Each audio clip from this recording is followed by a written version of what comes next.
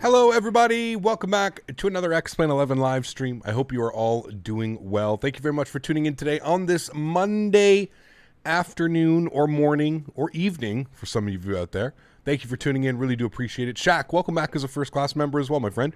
Good to see you. Becca and Jake, good to see you guys. I know I see a lot of people in chat excited about the Colorado Avalanche winning the Stanley Cup last night. Congratulations to them. Yes, absolutely awesome. Mr. Anthony Baldo, good to see you. Hooligan, Daniel from Phoenix, good to see you. Captain Aviation, good to see you. DJ Cool Breeze, good to see you, my friend. Hope all is well. Mr. Smitty is here. Evan Scrooge is here. Kieran Anderson is here. Gaston is here. Kyle Washtiko, good to see you, my friend. Hopefully I didn't butcher your last name too bad.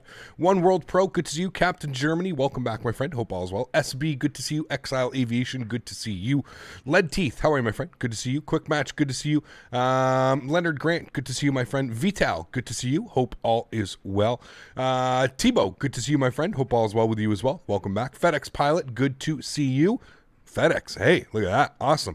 Urgy, good to see you, my friend. A12, good to see you. Welcome back. Hope all is well. Thank you very much for tuning in today, friends. Welcome, welcome. Thanks for being here. It is Monday, start of the week for a lot of people. How many people are now on summer holidays? We have a, can you put your hand in chat? I don't know when summer holidays starts around the world. I know here in Canada, Friday, which just passed, was the final day for a lot of kids in school. So they are now off for the next 2.5 months. To be a kid again, right? 2.5 months. And to all the parents in chat, now the fun really begins, right? Exactly, yes. Kept quiet, good to see you, my friend. Hope all is well. Anthony Devenier, good to see you, my friend. Ashwin, good to see you. Captain Aviation, good to see you, man. Jackson Burr, welcome. Flying FS, welcome. You took a PTO today? There you go, Mitchell. Awesome. Thanks for being here, man. Appreciate that. Aviation Mike, welcome back. Hope all is well. Nicola, you're on summer break as well. Awesome. Gary P, bonjour, mon ami. Good to see you. Wait, what? You're becoming a father? No, absolutely not. Not from me, my friend. You will never see that. Mr. Smitty is here. Good to see you. Did you break the bot, Smitty? Is he not working? No, there he is. He's working. As long as Nightbot's not in there, I have to keep reminding myself to remove Nightbot and myself out of that top leaderboard spot. I didn't know you had kids. I do not have kids. No, I do not have kids at all. People my age don't get summer vacation unless our employer gives us the okay. God, right, Tony? I wish, man. Can I get the summer off too? Man, you always take advantage of that. You know, when you're a kid, you never think about how great having just 2 months off, man. Like, whew, I'd imagine. I'd probably be so bored, man. After like a week or two, I'd be like, oh boy, like I'm, the Avs dropped the cup. I mean, kind of. It kind of slipped out of his hand. It's just the base, though. It's perfectly fine. The cup, nothing happened with the actual cup, so they're fine. The only kids you have, Cap, is Daisy. Yes, correct. Exactly. Yes. Anyways, welcome aboard, friends. Thank you guys for tuning in today. Wrapping up some X-Plane 11 streams this week. I hope you guys enjoyed them. Of course, the beautiful iniBuilds A300 here in front of us. Looking forward to the flights today. We're going to be heading up to Oakland and then from Oakland down to LAX. Always a great time landing in LAX. I always actually have trouble landing in LAX. I never ever butter in LAX. So we're going to be searching for that butter today into LAX. Should be a fun flight up to Oakland. I think we're scheduled for like 55 minutes or something like that. They're not very long flights. So 53 minutes up to Oakland and I think about an hour and 5 minutes down to LA or something like that. So should be awesome. Very much looking forward to it. We don't have any ATC here. We are on VATSIM. So if you did want to join, please feel free. We did some Pilot Edge flights this week on Thursday. We did some Pilot Edge flights. So it's going to be a lot of fun. Very much looking forward to this one. So without further ado, friends, let's jump inside the cockpit. Let's get this bad boy programmed, ready to rock and roll into Oakland for the first leg today. I already see somebody here is joining us in their 777, it looks like. Yeah, it's a 777. So it should be awesome. Looking forward to it, my friends. So let's do it. Let's jump inside the pit. Beautiful. That's going to be my track IR because it's, there we go. Cool. All right, so first thing is first. Let's come down here. I'm going to get some brightness turned on. All of these lights can go on so we can actually see what we're doing. Beautiful. Let's go to our overhead. Again, we must thank First Officer Daisy. She was kind enough to get the cockpit basically ready for us this morning. It's going to be almost like a turnaround state, if you will. So let's continue our flows down here. We can get things ready. Our adheres are already set to the nav position. Great. Continuing flows down here. We'll get our seatbelt sign on. We'll get our no smoking over to the auto position as well. We'll flip this guy over to external power. That's our elect indicator. That's all fine. Come down here. External power is on. Galley power is off. Pitch trim, yaw damper, and ATS are all in the off position as well. We'll make sure that our nav and logo lights are on. Fuel pumps will stay off as we will be refueling. We can get the master start switch on the APU on. We can go get our smoke detection systems all turned on as well. Good. We can then go ahead and get the window heat on. We'll leave the probe heat off until we're ready to taxi. Coming up over here, we can get our crew supply on left side and right side, and we can arm our emergency exits, and we can keep the APU bleed in the off position for now. Beautiful. That's cool. Let's come down here to the electronic flight bag. We're going to go to the ground ops. We're going to go to the load sheet, and we're going to start punching in some numbers. So today, on our route to Oakland, we're looking for a zero fuel weight of 124.5. We're a little bit chunky this morning. I like it. Heavy airplane. Fuel on today's flight, we need 11.7. So we'll go ahead and populate that, and we'll hit the load, payload, and fuel. While all that's going on, we're going to pop this guy open here, and we're just going to work on some stuff real quick. So we're going to go to the NitRef page. Sitting on the ground here in Ontario. Scenery, of course, provided by our good friend Vertical Sim. You can check the link in the description down below. Or you can put exclamation point scenery in chat. That should populate that for you. We're going to go to Oakland. That is the Childerz to our good to Oakland. That is exactly what we want. So we'll go ahead and insert that. Our alternate airport today is going to be SMF. So we'll go KSMF. Beautiful. We'll populate that into there. We'll hit the return button. Our cost index today, we're going with 35. And we're looking for a cruise level of 320. And our call sign today is Fedex 1803. So we'll go Fedex 1803, and we'll go ahead and populate that. Beautiful. That's all looking good. We can go to the next page, and now we can come over here, and we can start punching in some information. So, fuel on board today, we do have 11.7, so that's good. We'll populate that. Our zero fuel weight was 124.5. Good. We'll populate that as well. And our CG weight today was 26.9. Beautiful. We'll populate that. There we go. Sweet. We've pretty much got all of that done now. We can go ahead and close him. We can come back over here to our electronic flight bag, and we can just work on a couple more things. So we're going to send all of this to our takeoff performance data. We're obviously sitting on the ground here in Ontario, so we'll populate that. We are departing out of 26 right this afternoon, or this morning, I guess, here in Ontario. That's what we're planning. We've got our tow weight all set up here. That is good, so we can go ahead and do our ATIS request. That'll go ahead and populate all of that wonderful information in there. Thanks, Captain, for keeping X-Plane alive. I mean, to be fair, I haven't flown an X-Plane in about 2 months, just shy of 2 months. I do plan on coming back. This Thursday, we're going to take a look at the new update for the PMDG in Microsoft Flight Simulator. But then I'll be away for the weekend, back on Monday for our live stream. And we might jump back into X-Plane. We'll see. We'll figure it out. We'll see how we're looking. Cool. So that all looks good. We're going to compute, and that's going to go ahead and give us all of our takeoff information, all that fun stuff. Bill, what's up, my friend? Good to see you, dude. Thanks for stopping by, and thank you very much for the $2 donation. Appreciate you. Huge show floaties. Guys, let's get some love in chat for Bill. Thanks, Bill. Appreciate you, man. Okay, cool. So now that we've got all that, let's go to our flight plan. We're going to go to Ontario. Standard instrument departure. We are departing out of runway 26 right, and we are going to plan for the Sunshine 5 departure. Good. And we want the Childerz transition. Yes. And we'll go ahead and insert that. Beautiful. That's going to be our SID. And then we'll come down here and grab our star into Oakland. Go to star. We are planning for the ILS runway 30. We want Franny as our transition, and we are going to be on the EMSO 3 with the Argood transition. All of that is selected and good. We'll insert that. Beautiful. We can scroll down here. We can make sure that we've got all of those waypoints in here. Argood, EMSO, my jaw, schism, my rib, my hip, my knee. Is that really how they do it? Wow. My rib, my hip, my knee, my shine, my shin. Ah, it's going to be the shin. Got you. My shin. And then fix me, my calf, big PD, and then Franny. I never looked at the, and then my, Woovon, my toe.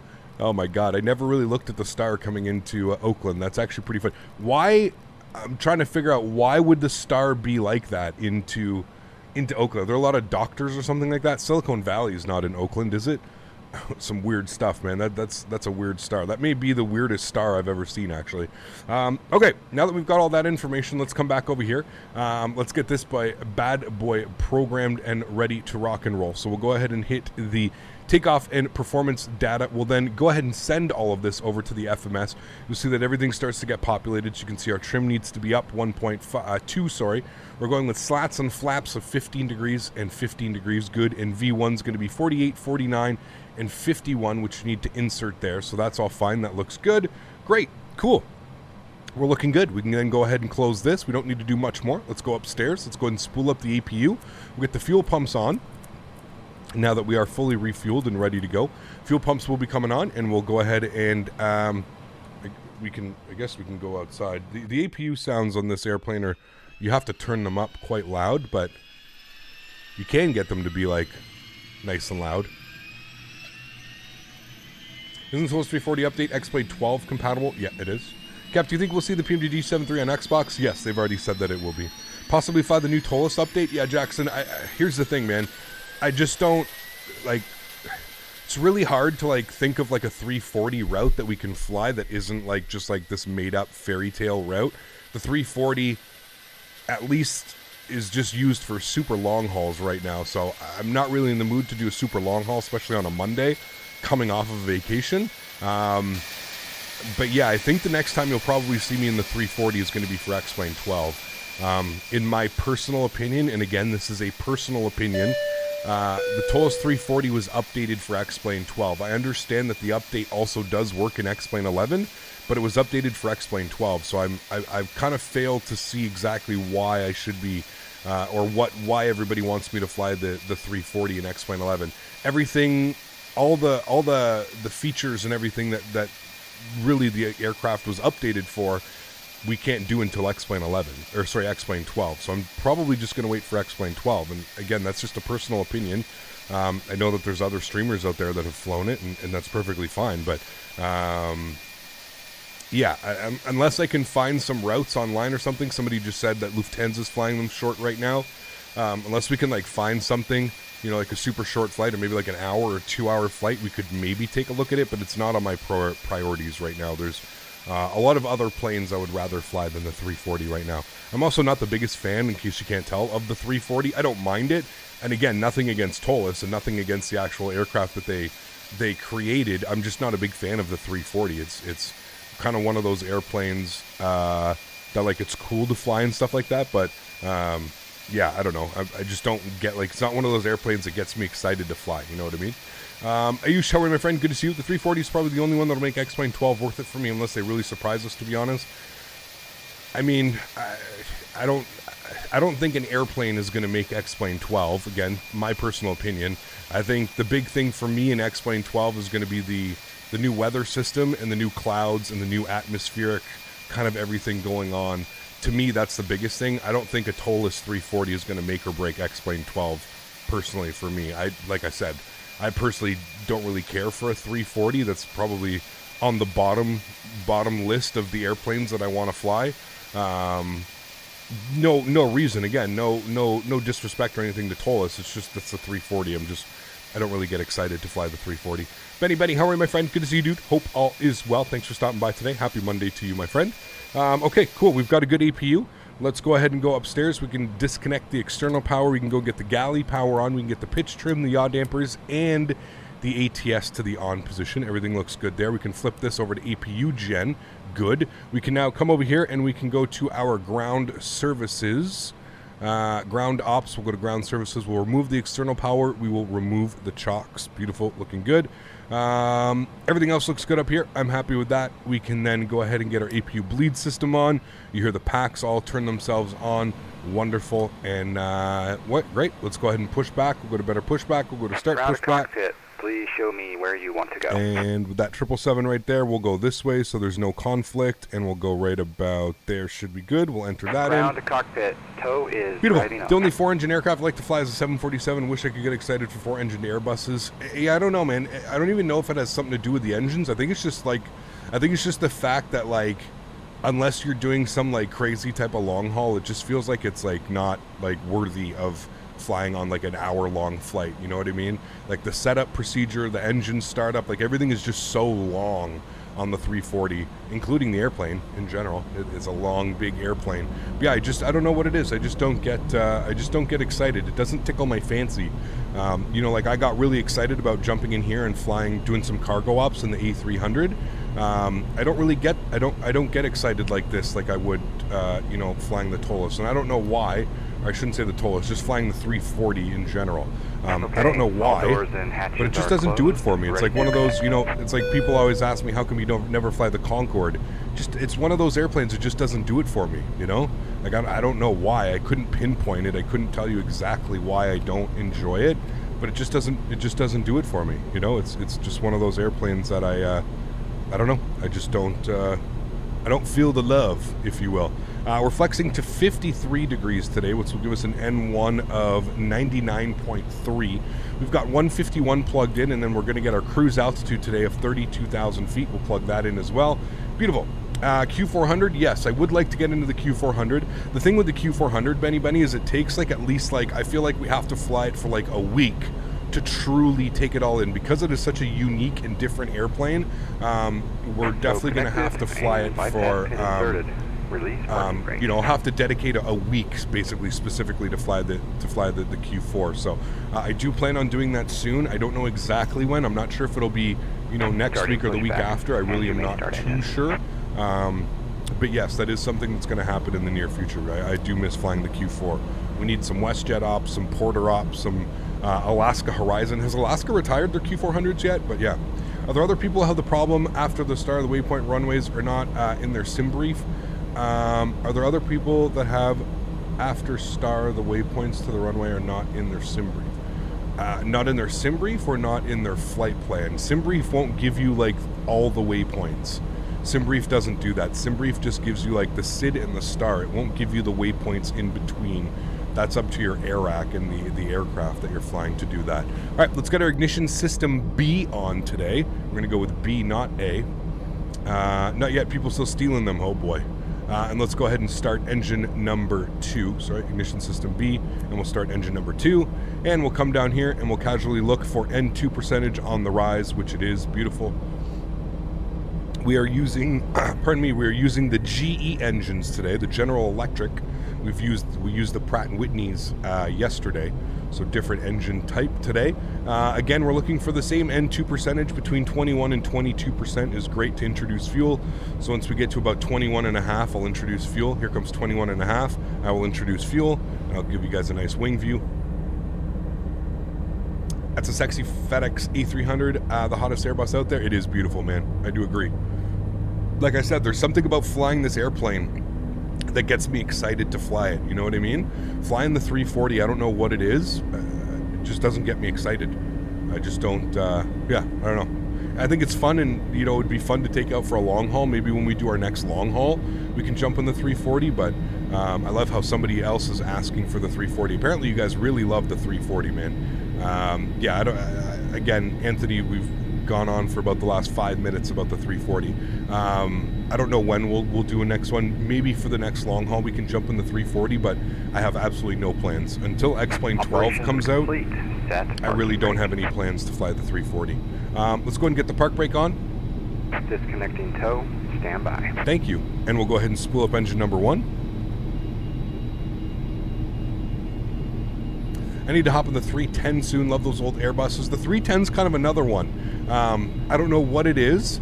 I would just 99.9% of the time, if I'm interested in flying like the Airbus A300 series, I'm jumping in the A300 and I'm doing some cargo. The 310, again, nothing wrong with it. A great airplane. It just doesn't tickle my fancy the way that the A300 does. I don't know why. Maybe because it doesn't fly anymore in the real world. I don't know, man. I really don't know. But I just don't get excited about it. How many hours total do you have in X-Men 11 and Microsoft Flight Simulator? X-Men 11, 4240. Is disconnected and Microsoft Flight Simulator, almost 1200. Will be on the right. We'll 1196. And have a great I got the whole I family. With the recent discounts and after learning a bit of it, it's literally all I want to fly. Absolutely, Brick Teller. Yeah, it's wonderful, man. I know one route that FedEx does with the A300 is a long haul. Yeah, they do a couple long hauls. I mean, they'll do like, they'll do LAX to Louisville, which is like 5 hours and stuff like that, right? But yeah, they don't do too big of long hauls on the A300. It's not really meant for that type of stuff. All right, cool. We got 2 good engines. Let's get our engine ignition system over to continuous relight. We'll go ahead and shut off the APU. We'll go ahead and get our probe heats on. We'll also flip the engine bleeds to the on position. We'll go ahead and get our nose light over to taxi, and we'll go ahead and set flaps 15 degrees. I picked up the A310 for 12 USD on a flash sale. Best deal on X-Plane. I agree 100%, man. There's a lot of people that are upset right now with iniBuilds, and I think it shows in the last video that I made. Somebody posted a comment. I guess there's been, I guess iniBuilds has not really said what they plan on doing for X-Plane 12. I guess from my understanding with their partnership with Microsoft Flight Simulator, I think it's going to be pretty obvious that a lot of what you see from iniBuilds over the next little bit is going to be strictly for Microsoft Flight Simulator. But I still feel like with the compatibility of X-Plane, you know, the developers of X-Plane saying that basically everything that works in X-Plane 11 should work in X-Plane 12. I still have faith that these airplanes will work in X-Plane 12. I guess we just don't have any official word yet from iniBuilds. And, you know, honestly, I don't think you can blame a developer for wanting to explore the Microsoft Flight Sim market. Hell, if I was a developer and I knew what I was doing, I would 100% be developing for the Microsoft Flight Sim market. But that's just me. So iniBuilds were talking about it in their Discord the other day. They are not considering X-Plane 12 at all right now. Yeah, that's, you know, with the recent partnership with Microsoft Flight Simulator, I feel like that's pretty obvious. I feel like that's, they don't, you know, they don't really necessarily need the X-Plane world right now, you know. They're also an extremely smart developer, so, you know, yeah. It's very understandable. Sure, I'm sure they'll get a lot from their partnership. Absolutely. It's just there's a lot of people that feel, I guess, iniBuilds like owes them something. I guess they feel that this aircraft has been out for just over 2 years now, and I guess there's some people that feel iniBuilds owes it, or they owe the X-Plane community an X-Plane 12 version of this aircraft. So I don't know, man. Again, it's kind of that toxic relationship of the flight sim world and developers that sometimes they have. I don't know. It's a weird one, man. It's a real weird one.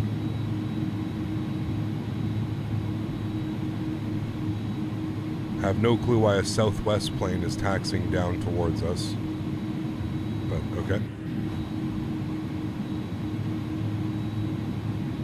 What ortho am I using? I am using Vertical Sim V-States. Vertical Sim V-States. Alright, so we're on November.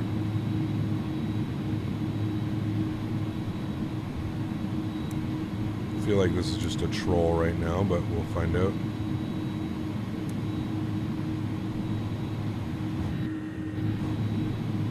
And he logged off the network, so I can confirm.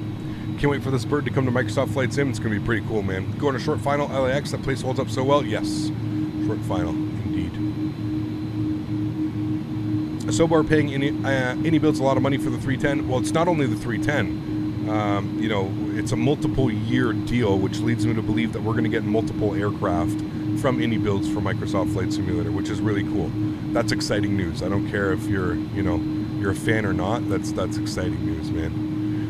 Ground spoilers are armed. Auto brake is set to max RTO. Let's go ahead and hit our nav and our profile switch as well.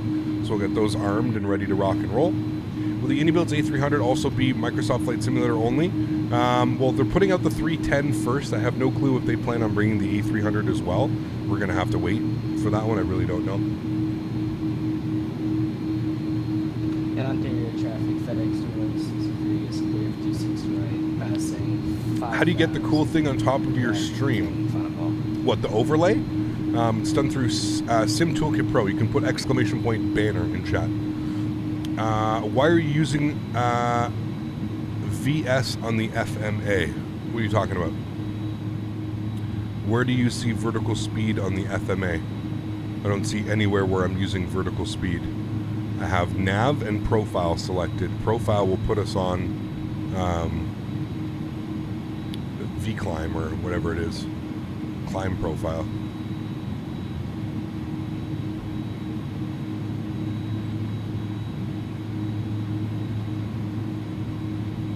Sobo has a big checkbook. Yep. They do, but you know what? At least they're being wise, and at least they're going after like sought-after developers, right? They know that you know iniBuilds is going to provide something that they can't do at all. So, who's in the 777? There was 2 777s. Ooh, got a Prime Air 7.6 right there as well. Yeah, there was a couple. There was a couple 777s. I know it's a 3-year deal. That is incredible. Yes, it is a multiple. I think it's 4 years lease, to be honest with you. Why am I... What the hell just happened there?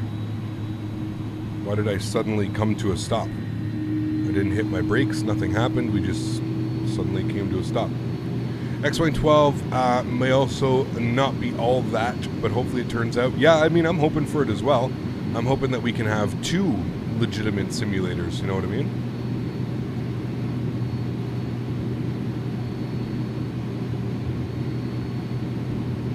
That's weird, Rito. I didn't understand. iniBuilds is going to drop the A300 and the 310 for X-Plane. Well, currently they don't have any plans to develop for X-Plane 12. So the airplanes are back compatible, meaning that they should work in X-Plane 12, but they can't take advantage of the new flight model, the new lighting reflections, like all that stuff, right? So, yeah. Does X-Plane store usually have a July 4th sale? They do, yes. So if you're planning on buying anything, I would hold off. At least wait for next week, 100%. Good question. Good question, EGP. Departure is hella pretty over the mountains. Yeah, what are those mountain ranges called over here? I remember off our right side. This airport kind of reminds me of Salt Lake City, to be honest with you. Kind of like you get those Salt Lake City vibes, you know? Salt Lake's kind of the same way, but Salt Lake's got mountain ranges on either side. I mean, I guess this one kind of does too. The San Gabriel Mountains. Yes, thank you. What controls do you use? Just curious to get them if I'm getting a PC. Everything that I use is in the link down below. Time to fly. You can check the Thrustmaster links. So I use the Thrustmaster Boeing yoke setup, and then I also use the Thrustmaster Airbus setup as well. Looks like Phoenix too. Yeah, a little bit. Even with Rex installed for Microsoft Flight Simulator, X-Plane is still the best sim in terms of airport textures. I wouldn't go there. No, I don't think. I think texture-wise, Microsoft Flight Simulator is much better than X-Plane texture-wise. But again, everybody's entitled to their own opinion, man. There's nothing wrong with that. If you think that that's the case, nobody is saying that. You know, in my personal opinion, texture-wise, X-Plane doesn't even compare. It's not even close. It's not saying X-Plane's ugly, but Microsoft Flight Sim is a whole level above as far as textures, in my opinion. Any hopes for the A330 in X-Plane 12? Just another default? I mean, just another default, in my opinion, Journey. They're going to have to prove us all wrong, but yeah. Does anyone know if you need to redo the custom cameras in the PMDG when the update? You shouldn't need to, Matthew. You shouldn't need to at all.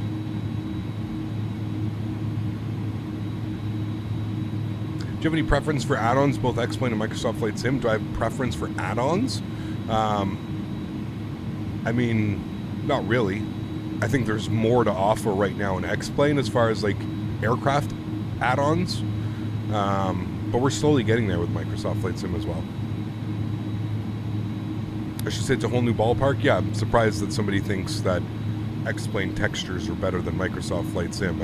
I haven't heard that one yet, but hey man, like I said, everybody's entitled to their own opinion, dude. Nothing gonna stop you there. For the slight warmish look of X-Plane, the textures in X-Plane just look old. They look tired. That's kind of where I get with X-Plane. The texturing and the kind of the modeling that happens in X-Plane, it just looks tired. It looks dull a little bit. But again, nothing wrong with it. I've got 4,400 hours. So, oh, Ontario traffic. FedEx 1803 heavy departing 26 right Ontario. Almost said Oakland. What's the advantage of X-Plane? The flight model and the add-on aircraft right now. The flight model and the add-on aircraft. That is 100% the highlights, in my opinion. Doesn't have much else going for it. The weather is crap. The clouds are mediocre at best, but you have to add on clouds, and yeah. Thing with X-Plane is it's slowly becoming like P3D, where you have to spend hundreds of dollars just to get it to an acceptable standard. whether it be hundreds of dollars on a hard drive that can hold ortho or all that fun stuff. I don't know why it's a black screen. Give it a second. It should switch over. There we go. Cool. All right, let's enjoy the departure, friends. Throttle's up to 40%. Great. Chrono's going on. Good. And let's go ahead and toga. Takeoff power is set. Or, sorry, slowly being set. Release the brakes. Takes so long for these engines to spool. There we go. Takeoff power is now set. Airspeed's alive.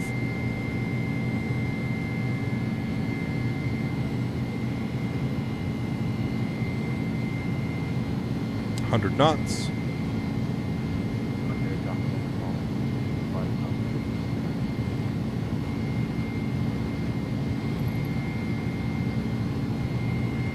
V1 rotate. Positive rate. Gears going up.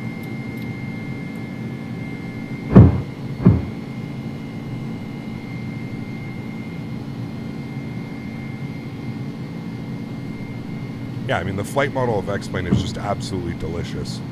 I don't think anybody's going to fight you on that. The flight model it's so smooth. It's so, it's precise is what it is. It's been tweaked very well, I will say that. There's something special about flying on the flight model. All right, flaps retracted. Climb power is in. I think you lost something when the gear went up. It's kind of a loud gear up sound, isn't it? Let's get some back trim here. Let's go ahead and get our nose lights off, runway turnoffs, and our wing lights. Let's go ahead and go slats retracted. XP! What's up, my man? Good to see you, dude. I hope all is well. Yeah. Yep. Sometimes it does. Absolutely. I mean, you said it perfectly. Hurts your eyes, but it's still in your heart. Thanks, XP. X-Plane 11 makes my eyes hurt, smiley face, but I still has a place in my heart. Absolutely. Lol. It always does. Huge no floaties to you, XP. Thanks for support, man. Appreciate you, dude. I hope you're having a great Monday. Huge no floaties to you, my friend. Thank you, dude. I mean, you said it perfectly. I don't think anybody's going to disagree with that.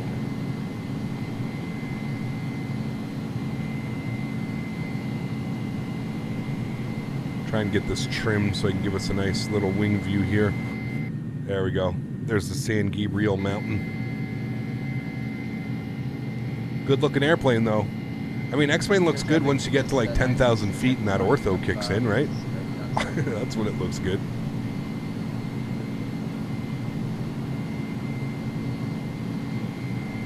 Alright, let's go ahead and engage autopilot. We'll go ahead and bring you guys back up into the flight deck. Beautiful. Thanks again, XP. Appreciate the support, my friend. Huge no floaties to you, man. Thank you, thank you, thank you. And V1 is here. Good to see both of you guys. Hopefully all is well. The good old X-Plane. See, guys, X-Plane just brings us all back together. We can all come and have a laugh at how many thousands of hours we've spent in X-Plane and go, oh my goodness, wow. Times are a-changin'. Times are a-changin', man. John, what's up, man? Good to see you, dude. Hope all is well. It was so strange to see X-Plane 11 so many months playing Microsoft Flight Simulator. Just blows my mind. Yeah, I mean, jumping back into this sim, at least for me, it just kind of reminds me how old the X-Plane system is. And again, not that makes it bad, right? I don't think X-Plane's bad. I think it's just, like I mentioned, like it just looks tired, right? The textures look tired. The sim is kind of like dull and dreary. It doesn't really have that, like, you know, that atmospheric view and stuff that you have with Microsoft Flight Sim. But, you know, hopefully all of these things can be changed. I forgot to turn my TCAS on, sorry. Hopefully all these things can be changed with X-Plane 12. We'll have to wait and see. You know, I don't have privy to that information. I haven't really seen X-Plane 12 other than what we've seen. But yeah, 10,000 feet, landing lights are coming off. Engine ignition system to the off switch as well. and we can go ahead and release the seatbelts. We do have a couple mechanics on board with us here, hanging out. But the trees really need improvement. Oh yeah. Mr. Hey, McDo. Captain. I see you use Track IR. Yes. I just started using Tobii Eye Tracker and it's pretty cool. Nice. Mr. McDo. Thanks for the support, Mr. McDo. Appreciate you, man. Huge snow floaties to you. My only complaint with the Tobii Eye Tracker, they sent me a copy of it.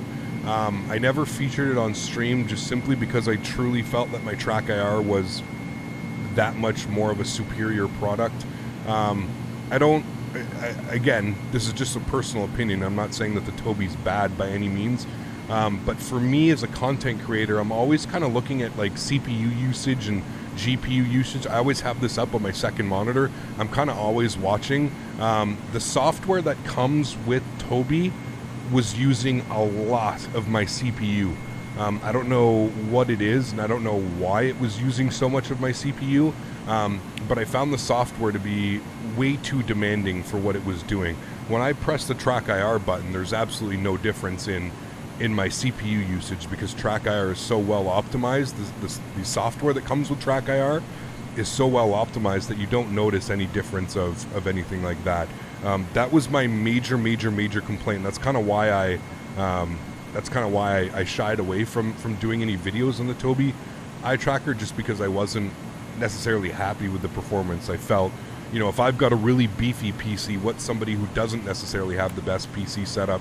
How much performance are they going to lose while using the Tobii system? So that's kind of why I shied away from it. I still think that Track IR, if you're looking for that type of head movement or tracking software, I still think Track IR is the king, to be honest with you. Again, personal opinion, but yeah, I still think Track IR is the king. So when is X-Plane changing? When does XP change his name to MSF72? We're all gonna have to change it soon, man. Just wait. And listen, the one thing that I'm saying is I'm just waiting for. I think it's going to be real interesting to see what happens when X-Plane 12 comes out. How quick will Flight Factor be at releasing their 777 V2 and their 787 versus how quick somebody is going to get a 777 or a 787 out on Microsoft Flight Simulator. I feel like that's going to be a big, I feel like these add-on airplanes, don't sleep on X-Plane, right? I've always said that. I've always said in a perfect world we can use both sims. I understand not everybody has, the aircraft costs a lot of money. Scenery costs a lot of money. So I understand not everybody's going to be able to use both sims. But again, in a perfect world, we can use both sims. But I'm pretty excited to see which one's going to come first. Are we going to get a Quality Wings 787 for Microsoft Flight Sim? Or are we going to get the Flight Factor 787 Professional or whatever they're calling it for X-Plane 12? I think it's going to be pretty cool to kind of see which comes when, and then not only that, but being able to compare them, right? Being able to compare the Flight Factor 787 Professional versus the 787 that comes out for Microsoft Flight Sim or something like that, So who knows? But yeah, I also, I can't stress this enough, guys. It really shouldn't matter. If anything, if you're going to take anything away from this today, I just want you to know that as flight sim enthusiasts and as flight sim consumers, this is a good thing. This is a good thing that Microsoft Flight Sim is going to have some competition with X-Plane 12 and vice versa. I've said this before in my streams, and I really can't stress this enough. I feel like if we didn't get Microsoft Flight Simulator, we're not getting X-Plane 12. Or we're not getting X-Plane 12 in the way that we see X-Plane 12. I truly feel like Microsoft Flight Simulator has changed the game so much that it kind of made Laminar smarten up and kind of realize everything that's going on, and that clouds and atmosphere and weather and all of that is extremely important to the simulator. Laminar Research and the developers of X-Plane have always kind of been very nonchalant. They've always been, it's about flight model. We don't care about the weather. We don't care about the clouds. We don't care about the terrain. We don't care about the textures. You're here to fly. You're not, and that's kind of always been their stance on it. So in my opinion, again, kind of going back to what I just said, that this is, it really shouldn't matter what simulator you use. And I don't understand why people fight about it. just be positive, guys. There's no need to fight about it. There's no, like, who cares if somebody else prefers flying X-Plane over Microsoft Flight Simulator, or somebody prefers playing Infinite Flight over Microsoft Flight Simulator X-Plane? Who cares, man? We're all here for the same reason. We're all here because we love aviation. We love flight sim. It shouldn't matter what simulator you choose to use. And that kind of, like, I can't stress that enough. I truly can't stress that enough. I feel like there's so much hate. There's so much, like, bickering. And, like, I see it in my Discord. I see it in other Discords. Like, people actually having, like, legitimate, you know, arguments about it. Like, who cares, man? Who cares what simulator some other person enjoys? Who cares what simulator I enjoy flying? Like, it doesn't, you know, like, it's a personal choice and it's a personal opinion, and that's it. That's all. You know, you don't have to fight with people because they enjoy X-Plane or over Microsoft or something like that. You know what I mean? Like, I'll never understand why there's so much animosity. This is the best thing possible. The best thing possible was Microsoft coming back into the game and giving us something that Laminar Research and Lockheed Martin cannot do. And I think we can all agree that Microsoft's checkbook is a hell of a lot bigger than Laminar. Therefore, we're probably going to get, I don't want to say a better product, but we're going to get a product that necessarily, you know, X-Plane and those types of guys, they can't even compete with. So if there's anything that you're going to take from today, please remember that we're all here for the same reason. We're all friends. It doesn't matter what sim you choose. It doesn't matter what airplane you fly. We're all here for our love of aviation and our love of flight simulators. I can't stress that enough, man. And I'm going to do my best to kind of stress that even more as we continue with X-Plane 12 coming out in the near future, and Microsoft Flight Simulator doing some stuff. It's just, we should all be happy together, man. Like, this is, like I said, without Microsoft Flight Simulator, there's not a chance we're seeing X-Plane 12 do what it's doing with the new clouds, the new atmospheric, the new weather engine. None of that is happening if we don't get Microsoft Flight Simulator, and vice versa, right? The success of X-Plane and the success of P3D, if that isn't happening, then we don't get Microsoft Flight Simulator. So both of them are kind of feeding off each other. And that's, in my opinion, like I said, perfect world.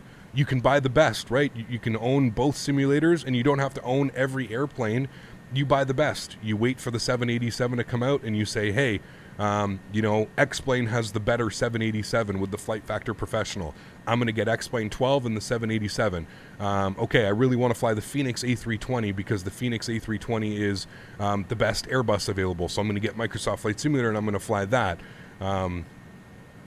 Just enjoy it, man. That's all I'm saying. Just enjoy it, guys. We're in a spot that I personally never thought I would see in the flight sim world. I didn't ever think that we'd have this many new people and this kind of like an influx of people watching, people participating, people kind of just joining in the hobby. Every week, man, you see it in chat. If you guys are here and you're watching my streams, every week you see, you know, new people coming into streams and asking questions because they have no clue, or they're, hey man, I'm just getting into flight sim, what's the best joystick? Hey man, I want to get a yoke, what's the best yoke that I should buy?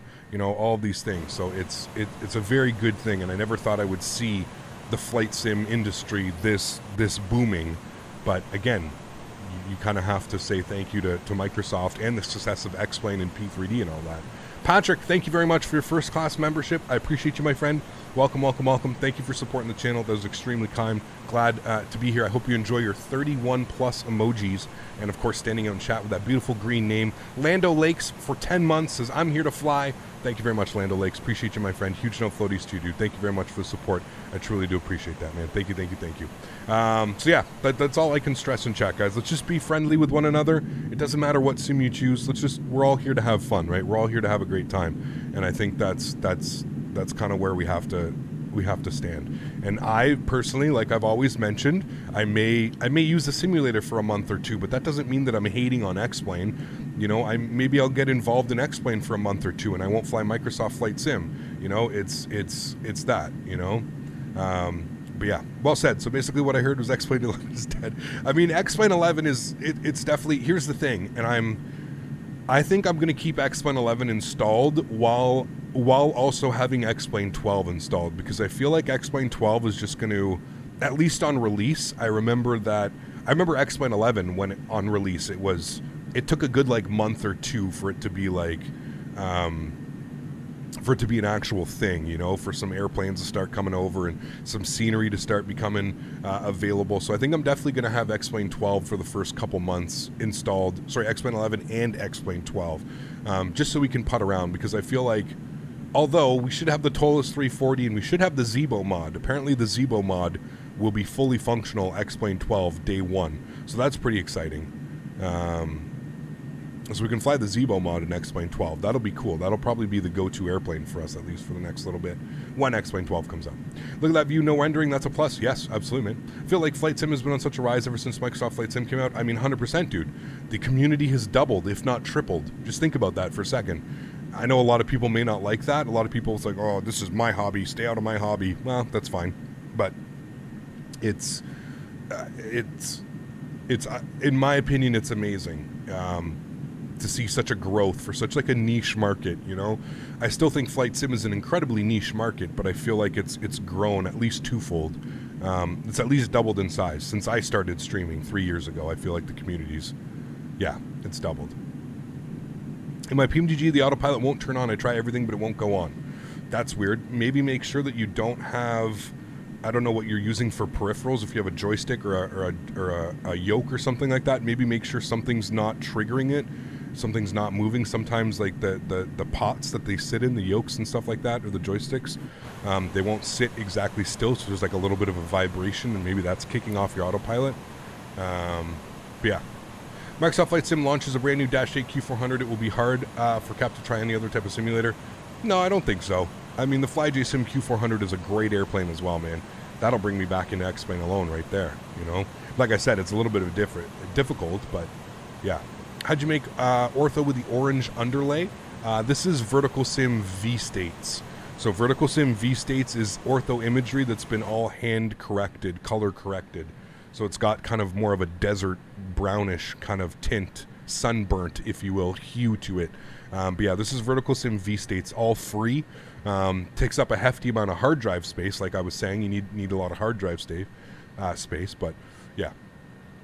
He got do some After Dark, Forza Horizon 5 one day. Awesome open world. Love to try it. Yeah, I've played Horizons. It'd be fun. Yeah. I liked X-Plane 11 for a long time, and then I saw you flying Microsoft Flight Simulator and switched because it looks very good in graphics, and the Phoenix is the best Airbus, but I still like X-Plane 11 for the A321 and the 350. There you go. Nothing wrong with that, man. Nothing wrong with that at all. I picked up Microsoft Flight Simulator for console back when it first came out, and I haven't stopped flying since, but I'm still waiting for good planes on console. Yes, you guys are hopefully getting it soon. I know that you're going to be getting the iniBuilds 310, which is awesome. I hope that's not the first one, but yeah. One thing I'd really like in Microsoft Flight Simulator, the new X-Plane 12, is a proper DC-10 because it tri-jet along with the MD-11. So we've got the MD-11 for X-Plane. Hopefully it'll be ported. I'm sure Rotate's going to port it over for X-Plane 12. And then there is an MD-11 in probably the final stages of development for Microsoft Flight Simulator. We've got TFDI, which is a pretty well-known development group in FSX and P3D. They're developing an MD-11 for Microsoft Flight Sim, so hopefully that'll be out sooner or later as well. Last I saw, it's in the simulator, it's flying. I think they just have to add textures and all that fun stuff, so yeah. We're not going to have very many payware sceneries with working gates in X-Plane 12. Autogate is not working in X-Plane 12. Interesting. So Autogate's not working. What about SAM? I would assume that SAM's working, right? But yeah. No word on release date for X-Plane 12? No word yet. I spent so much money on X-Plane 11 that it's hard to shut it down. Benny, listen, dude.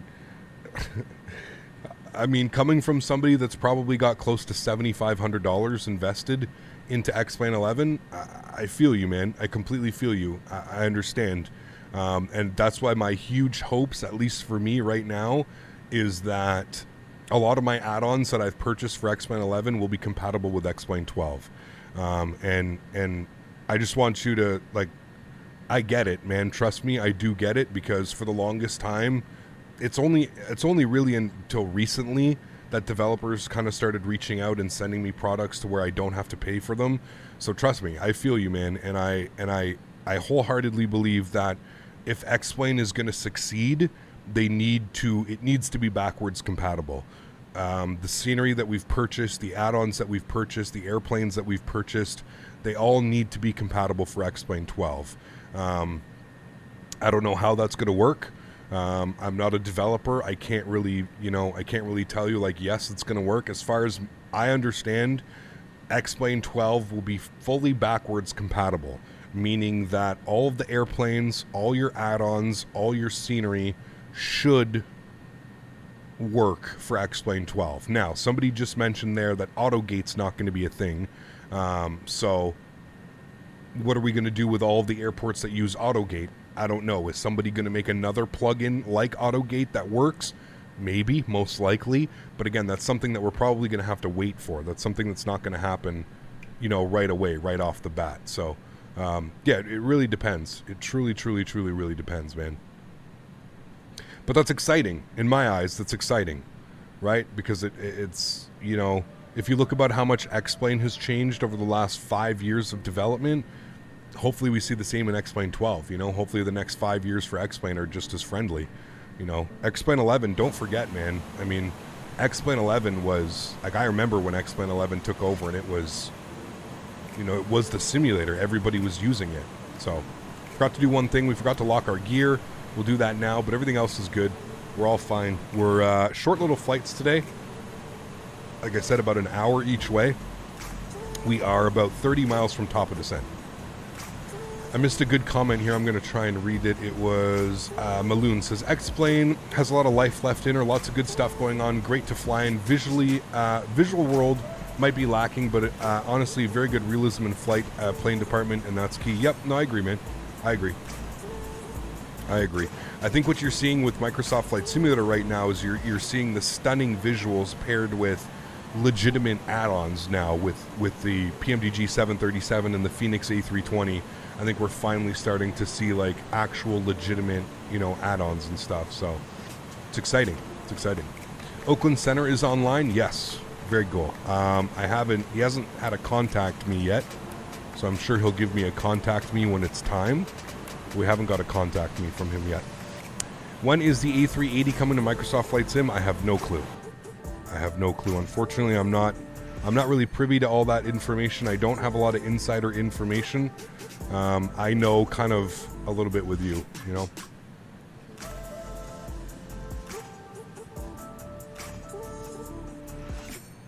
Do you think Microsoft will ever buy out X-Plane? No. If you've ever met the owner of X-Plane, Austin, you would know that he would probably never allow that to happen. I don't think there's any amount of money that would make Austin stop developing X-Plane. I just don't see that being a thing. Now, never say never. I don't know, man. Maybe Microsoft offers him $1 billion to screw up. I don't know, dude. Who knows, man? But I don't think so. If you ever met Austin, you'll know that his passion is very real. So, yeah. Show please your ortho and ortho for XP. Why? What do you want to see my ortho and ortho? What's that going to do? I don't understand what that does for you, but...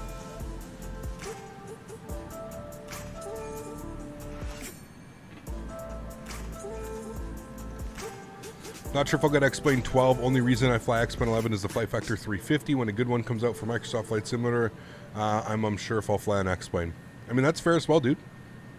I feel like there's nothing wrong with that. That's a perfectly valid reason not to or to fly it, So I was watching some interviews of him in X-Plane 12, and he's truly passionate about what he does. The guy's crazy, dude. He's legitimately crazy. In a good way, obviously, right? Not a bad way. I'm not trying to be rude. But yeah, he's legitimately crazy for it, Since X-Plane is run by a passionate leader and Microsoft is run by a money-driven corporation, it is likely that we see X-Plane have a longer development life cycle. I don't think so. Microsoft Flight Simulator has stated that they plan on developing Microsoft for 10 years. So we're coming up on 2 years of development for Microsoft Flight Simulator, which means we have another 8 years. So basically Microsoft has given this like a 10-year time frame. So I don't know. We'll see, man. We'll see. I mean, if you think about it, next 8 years we're going to be, X-Plane 13 will be out by, Microsoft Flight Simulator is still going to be developing, but, X-Plane will be on X-Plane 13 if it is a thing. Presuming that X-Plane 12 actually does sell properly and makes the money. So yeah. We'll see, man. Of course you will, Sparkos. Of course, man. Listen, dude, if you're in the hobby, here's what I always tell everybody. Like, you know, I understand, like, listen, before I became a streamer, like, I've told this story before. Before I became a streamer, I used to be, like, in and out with flight sims, right? I used to love it for 6 months, and then I wouldn't touch it for 3 months. And then I would completely fall in love with it again for 6 months, and then I would forget about it for 3 months. You know what I mean? So it's one of those things. Like, I totally get it, man. It's kind of like a roller coaster flight sim. But I feel like if you're somebody that's been, like, involved with it for quite a while, that you'll always have a passion, right? And for me, like, what always did it is, like, I would fly it forever, and then I would kind of take a break, and the thing that would get me back into it is I would watch, like, you know, a Chewie stream, or I'd watch a Matt Davies stream, or I'd watch a Jeff Favignano video. That's what would, like, get me back into it. I remember to this day, I remember, you know, not flying for like 3 months, and then just randomly being on Twitch and, like, checking out a Chewie video and watching him fly and approach and being like, you know, getting that kind of that feeling of like, damn, okay, I want to do this. Like, I want to do this, you know? And that's kind of what always got me back into it. So, yeah. Hey, Cap, I'm banned on Microsoft Flight Simulator Pilot in the chat. Why? I'm just a follower and did not write or do anything. That's weird. I have no clue, man. This guy, man. AlwaysFlying, dropping 20 gifted members. What an absolute legend. Guys, if you were lucky enough to claim a free gifted membership from AlwaysFlying, please, please, please, please say thank you in chat with the new floaties. AlwaysFlying back home. Awesome to hear, my friend. I hope you had a great vacation off in the wilderness. Appreciate that, my friend. Huge no floaties to you, dude. Thank you very, very much. Guys, again, I can't say this enough. If you did claim a free gifted membership for a month, please, please, please say thank you in chat to AlwaysFlying. So thank you very much, man. I appreciate you, dude. After Microsoft Flight Simulator X-Plane graphics are just not realistic. I mean, I wouldn't say that I don't think that they're not realistic. They're just tired. They're dated. They need some love, you know? They're tired. I definitely agree with that one. Definitely agree with that one. All right, there's Oakland Center. We're going to be over on 132.2. So we'll tune to that frequency now, 1322. Let me pause the music actually now, because we're going to be ready for our top of descent here in a sec. So let me pause the music, and we'll go ahead and give him a call. The music's about to be done anyways. Good morning, Fedex 3072. There's the song there. Okay, I'll pause the music. We'll have a good listen here. 72, Oakland Center, right, stand by. 3072, squawk 3260. 3260, FedEx 3072. Oakland Center, good morning. FedEx 1803 Heavy, flight level 320. FedEx 1803, Oakland Center, squawk 3234. 3234. FedEx 1803 Heavy. 3234.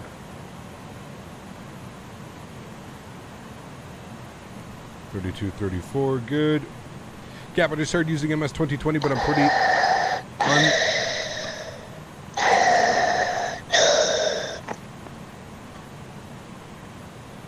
Somebody forget to take their special medicine this morning, or?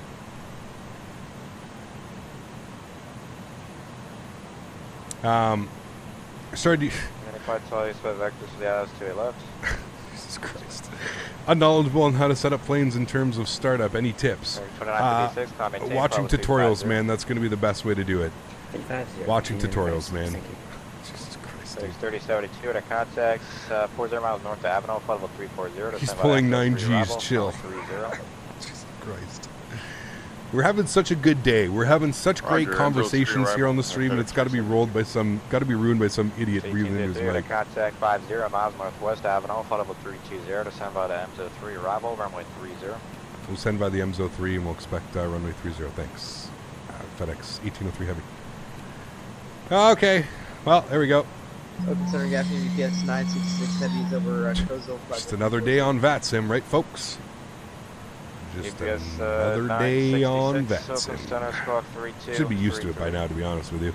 Right, so we're going to be at Franny. We're going to be at 4,100. So we'll go ahead and put in 4,100. Click on you. 4,100. Good. All right. 251 and runway 16 right. Let's not let it be ruined by that. No, that's just VAT Sim, professional VAT Simmers. Or 16 rate by Alpha.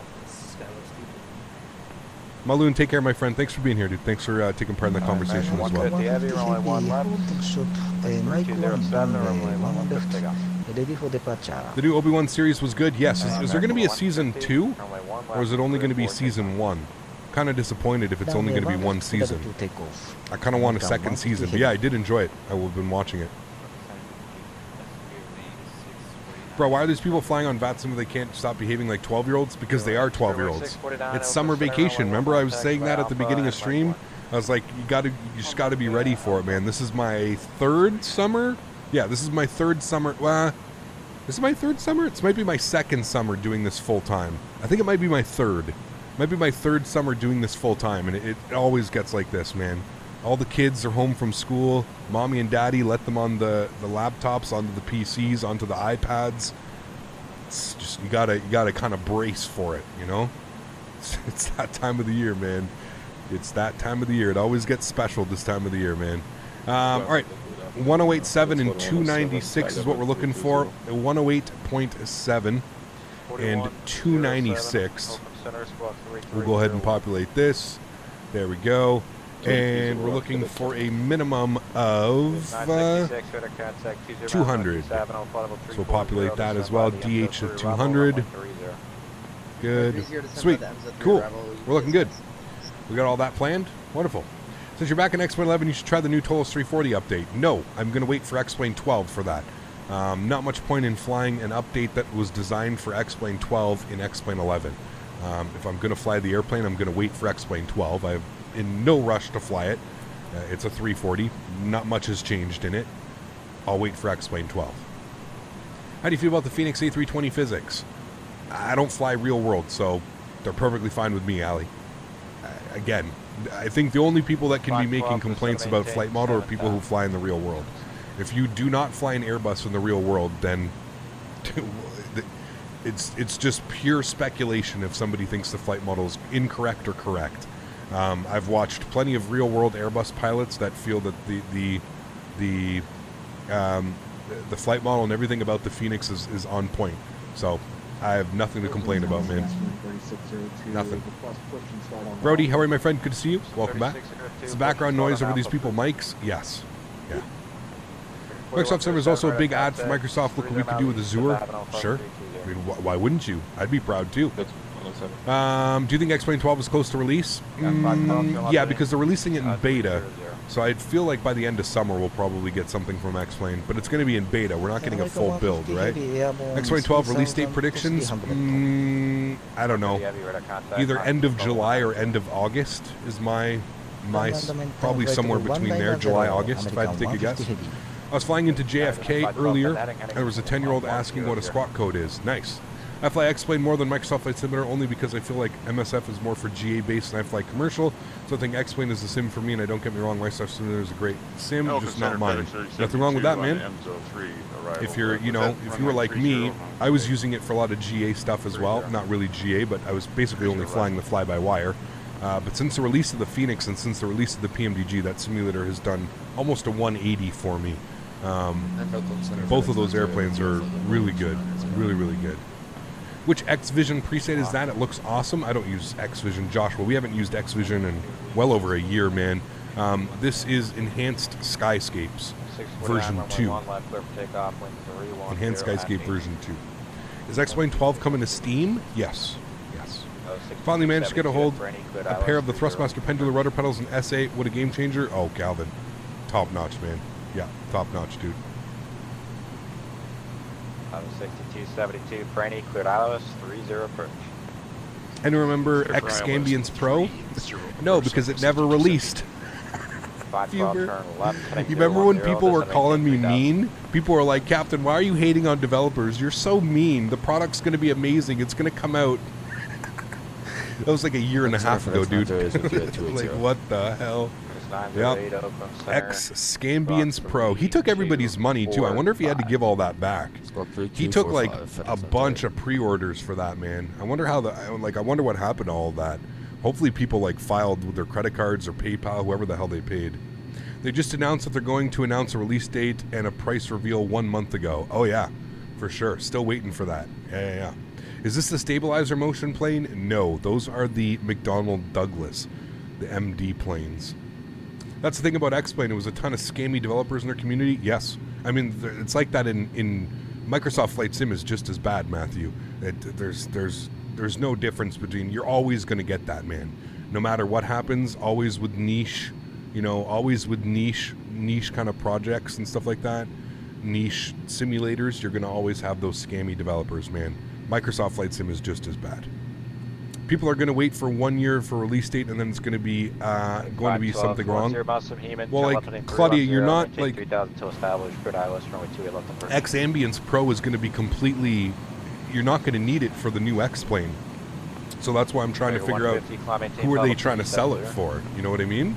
Because it was supposed to come out for X-Plane 11, which, yes, I will agree, definitely needs some love. But, yeah, the weather system in X-Plane 12 is supposed to be really good. So I don't know. Fedex should be prosecuted for the garbage he puts on the marketplace. I agree. But the problem is people buy it. Justin, thank you very much, man. I missed the other dollar donation. Huge no floaties to Justin. Thank you very much for your support, my friend. That is $2. Guys, we please get some love in chat for Justin. Thank you very much, Justin. I appreciate you, man. Thank you very much, dude. What is funny is they're already planning on releasing it for X-Plane 12, but they can't even for the current sim. Of course, Claudia. Listen, that entire Discord, everything about them is scam.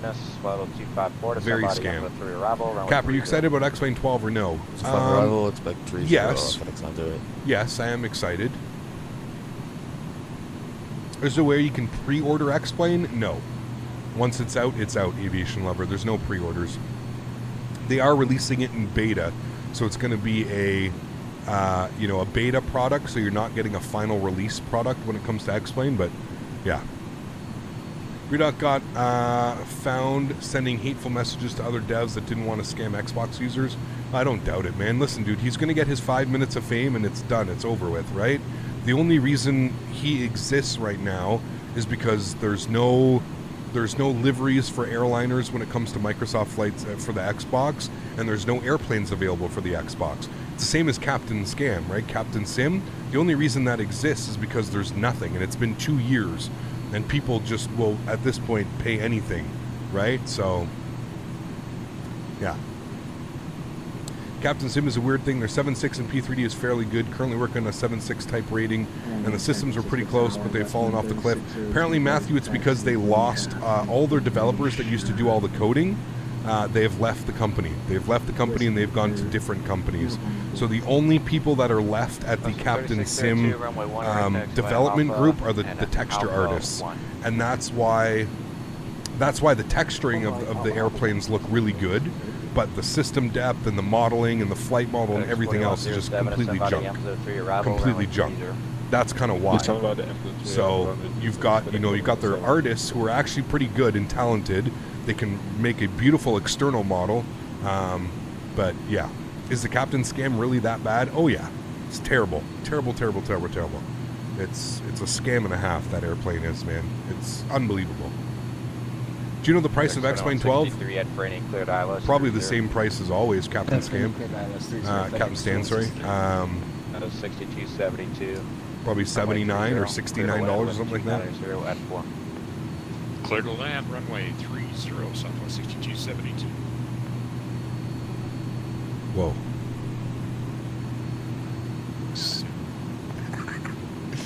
That's Smitty. He knew it too. He's like, simmer. Bearing 649, climb maintain 50370. Your voice is low, engines blasting ears. Wait, what? 512, runway 28. I think iniBuilds and Phoenix are the best developers right now. Yeah, I mean PMDG. Don't roll out PMDG, man. 23 cross runway 28 left to Delta and Alpha. I think it's $59.99. It depends where you are in the world, right? The texture artists at Captain Scam love to harass members on their forum, of course. Yeah. What's the one thing you're looking forward to most about X-Plane 12? The new weather. the new weather system, the new clouds, the weather not updating every 10 minutes and doing clouds disappear and then clouds come back in. I mean, this is 2022, 2021. We're almost in 2020. Well, we're halfway through 2021. And the weather system in X-Plane is straight out of the 1990s. So yeah. Leonardo, love that guy's plane. It's a good one as well. Yeah. Best excuse was, I only charge you $50. If you would have a good plane, I needed to spend at least $120. It's special, man. Special, to say the least. Special. Cat, imagine PFDG 777 starting out a CYVR? Yes. It's going to be awesome. Wait, are we in 2020? Okay, we're halfway through 2022. No problem. Time's flying, apparently. So there you go. That's what I mean. We're in 2022. That even furthers my point, chat. We're in 2022, and we still have this archaic dinosaur of an X-Plane weather system where it needs to redraw my clouds and weather every 10 minutes. Like, that's what I'm most looking forward to be honest with you. I want the new clouds and the new weather system in X-Plane. That's going to be top-notch. Top-notch. Yes, 200 IQ for me in chat. Thank you, guys. Thank you. Yes, 200 IQ. 200 IQ. Can people tell me, did you guys just, there's this weird new feature on YouTube, and it keeps yelling at me to insert ads. Did anybody just get an ad? I'm curious in chat if anybody just got an ad. Because YouTube has this new feature, and it literally is yelling at me to insert ads. I accidentally just clicked the button. When is landing? About 5 minutes, 10 minutes? You did get an ad? Yeah. Okay, interesting. I wonder why this is a weird thing.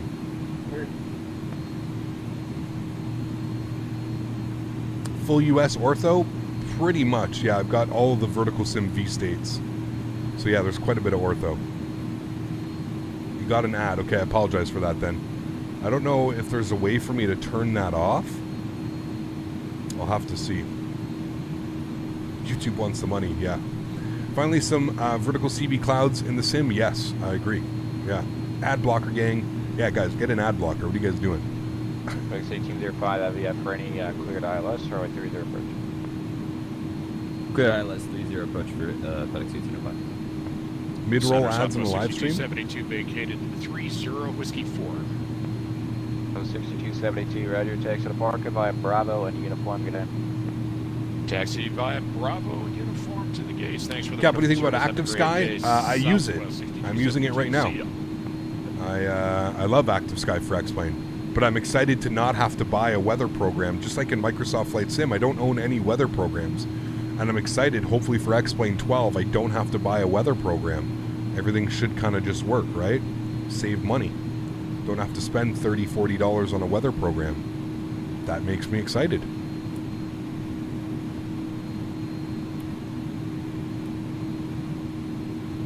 Where do I insert a VOR in the TOLUS 321? Oh, don't ask me, dude. I wouldn't know how to do that properly. That's a V1 question. Not me, sorry. I don't do very many VORs. Right, 10,000 feet, speeds at 240. We're looking great. Let's go ahead and get our landing lights on. We'll get our engine start switches back over to the continuous relight, and we'll go ahead and get our seatbelt signs back to the on position. Good morning to you, Oakland Center. For you, your ad block doesn't remove YouTube ads. What, really? What do I use? I use... what do I use? What the hell is this thing called? uBlock. Try uBlock. I have uBlock, and it's the first one that actually works on Twitch and YouTube. Most of the time I can't block Twitch ads. But yeah, I use uBlock. Find it pretty good. Cap, is Rex weather worth it? No. You don't need it.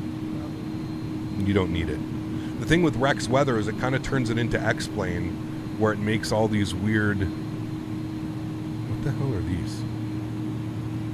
I remember this every time. Things uBlock is the best out there? Yes, I agree. AdBlock Plus is free and it blocks freaking everything. There you go. See, AdBlock wasn't blocking Twitch. Heavy number 2, 7 to travel heavy Airbus, runway 30, clear to land, wind 2904.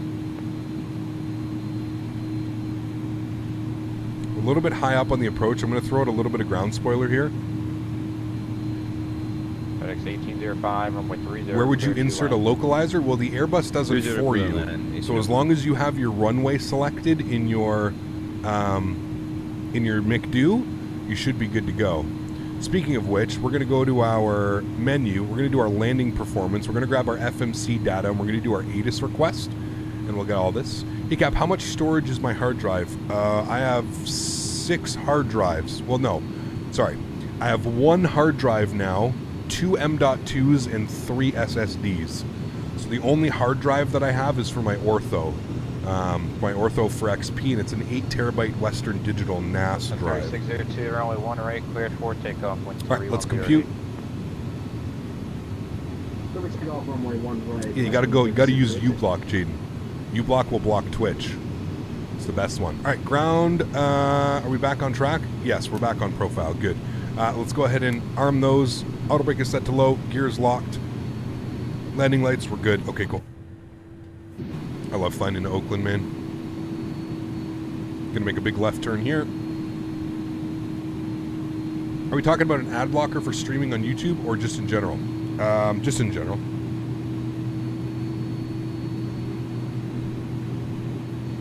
Remember, guys, if you are enjoying the content, please don't forget to smash down that thumbs up button.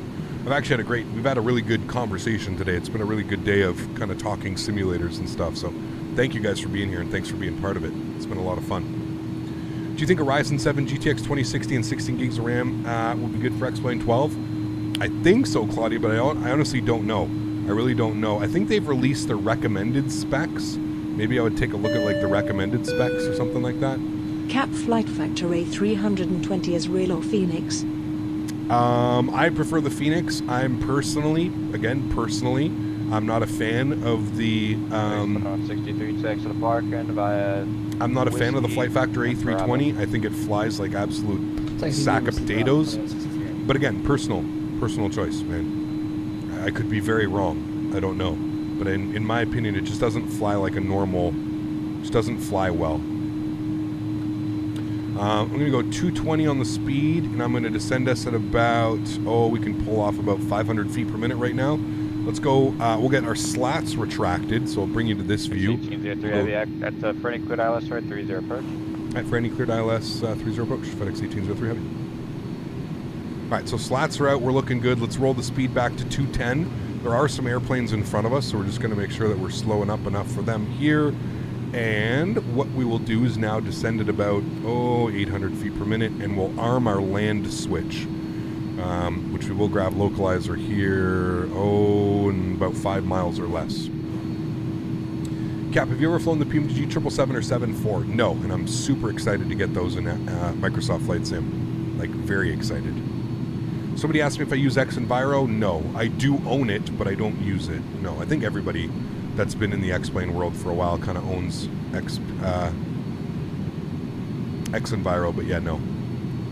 Really hope X-Plane 12 is also going to be decently optimized for AMD systems. I'm sure it will. 72 heavy traffic, 12 we'll see. o'clock, 5 miles. I know that it's strictly running on Vulkan, so Vulkan drivers are very good for AMD GPUs. So 72 heavy, roger, ready speed of 210, and app for any cleared one ILS, will have to 30, maintain 210 knots or less. Roger, down to 200 knots and for any cleared ILS reach 372. One more question for you. Does the 321 also have a course automatically? It should, Captain Stan, yes. It should do it. All right, we're about to hit glide slope. We're about to hit localizer. Let's go speed 190. We know that our approach speed today was going to be 136. I love landing in Oakland, man. I hope we get a good Oakland scenery for Microsoft Flight Sim. I think the one that we have right now is trashy. Minus 300 in Southwest. Oof. Put her down on the numbers. Looks like typical Bay Area weather. Yes, especially for early morning, John. You got those, got that marine layer coming in. All right, 14 miles out. Still too early to put our gear down, but our speed's looking great. We can get slats and flaps down after we need to, so everything's looking good there. Wonderful. Yeah, 1725, runway 2 taxi via Foxtrot. Where do you get better performance, X-Plane or Microsoft Flight Sim? Hold short, runway 1 left to Foxtrot. Depends, to be honest with you. It really depends. They're both pretty good. I don't know.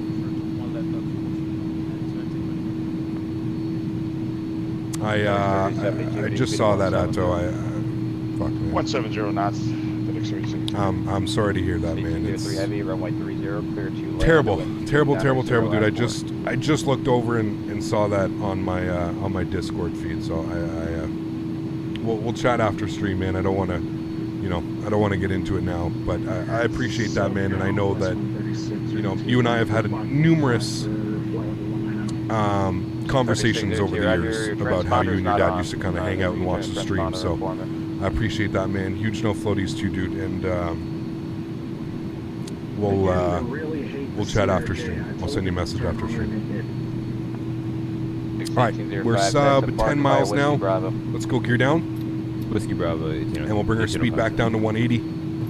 FedEx 1803 heavy, runway 30, clear to land, 22904. Clear land, runway 30, FedEx 1803 heavy.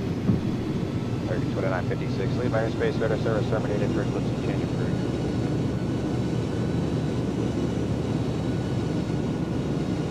All right, we've got localizer, we've got glide, we're looking good. Let's bring our speed back down to 170. 2956, you leave my airspace, radar service terminated, first lift and change of crew. Is that fog or clouds? It's clouds. It's a marine layer. Okay, that So was for it's, another aircraft. That was for American 2956. All right, 7.5 miles. Let's start getting fully configured. We're going 136 on the approach speed. 136. And let's Set go. final first speed to number 2. You 5 and travel. Flaps to Airbus, 20. runway 30, clear to land, wind 2904. Okay, clear to land runway 30 and reducing to approach speed. FedEx 317 heavy. 98 heavy at the freighting, cleared ILS, runway 30 approach. There we go, breaking out of the marine layer. 6 now, 6 miles. Let's get fully configured. Let's go flaps and slats full. And we have been cleared to land, so let's get our nose light on, runway turnoffs, and our wing light. How much terabyte is using my ortho? I have 8 terabytes. I think I have 7.2 terabytes of ortho. Is what I've got, so. All right, friends, 1,000 feet. I'm going to take control of the airplane. Enjoy the arrival. We're just under that marine layer now, so we're looking good. My airplane. All right, let's have some fun, shall we? Landing checklist, gears down, 3 green. Flaps and slats are full. Ground spoils are armed. 30, 602, ident. Auto brake is set. We're looking good, friends.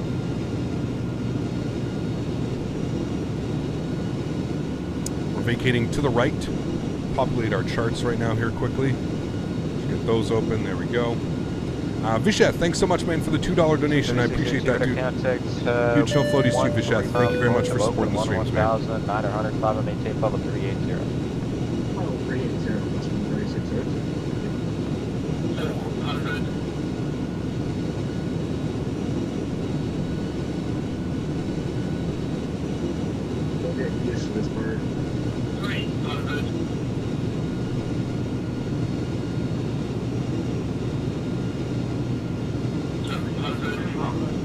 Continue. 1725, cross runway 1 left, runway 1 right at Foxtrot 1, hold short runway 2 left at Foxtrot. 100. 14, 13, 20, 10, 5. Ooh, little chunky today. Nose down gently. Reversers deployed. Still kept it under 200, but little chunky. Flared just a second too late. 70 knots. Reverser stowed. Ladies and gentlemen, or ladies in cargo, welcome to Oakland. Nice. Not bad at all. 1616, runway 17 left, exit by Yankee 2, Whiskey. Auto brake can come off. Vicky to the right. Sweet. 7 left by Hey, we like 2, that one. Whiskey, Delta 1616. I'll take that one, folks. We just have to worry about the butter into LAX. That's all we're looking for today. We need the butter. And we vacated Whiskey 5. Oakland FedEx 1803 has vacated Whiskey 5. 1803 heavy takes marked via Whiskey Bravo. Whiskey Bravo. Thanks for introducing. We'll see you soon. 1803 heavy. All right, sweet. Cool. Welcome down to Oakland, my friends. 66, crest Fanny. Let's go ahead and stop the chrono. 54 minutes. I think we're a minute early. Nice. And terrain radar can come off. Whew, look at that. Good thing we vacated. That guy is literally on short final. America 150, Look at that. space Damn. offline, rudder service Good terminated, spacing. Cool. Let's go ahead and clean up our flaps and slats. American 150 heavy, thank you for it. This is service. God, I love the Have flap a good design day. of this airplane, man. Okay. Oakland mostly a cargo airport, but also has some commercial ops. Yes, it's a big hub for Southwest. Yeah. Wait, this airport is $25? Yes, and I have a real hard time telling people to buy it. If I'm being honest with you, it's not. It's good, but it's not very good, and there's no way it's worth $25. That's just me being real and honest with you. There's not a chance it's worth $25. I would say it's maybe worth $15, maybe. $20, not a chance in hell. $25, sorry, not a chance in hell. No way, man. All right, not our first left here. This is Victor. Second left is going to be Bravo. Cap, can you show my graphics settings? I can't right now. We're on VATSIM. Open center. But everything's pretty much one notch down from the top. Looks freeware quality? No, I wouldn't quite go freeware quality. It's a little bit better than freeware. But it's definitely not worthy of like that type of price. That's for sure. That is for sure. 690 to heavy, runway 30, clear to land, and wind 2904.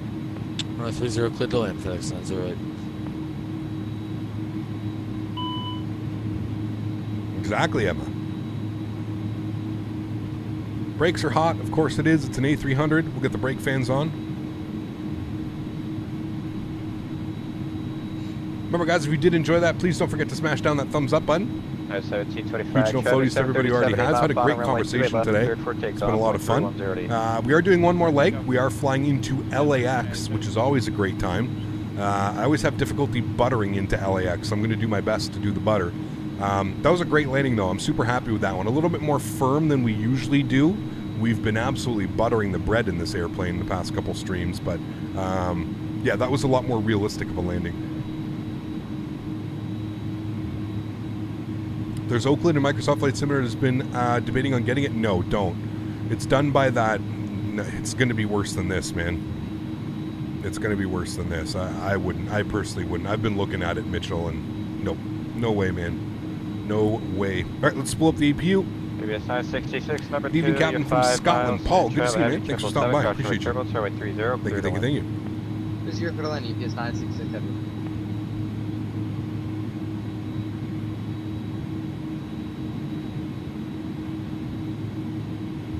Alrighty.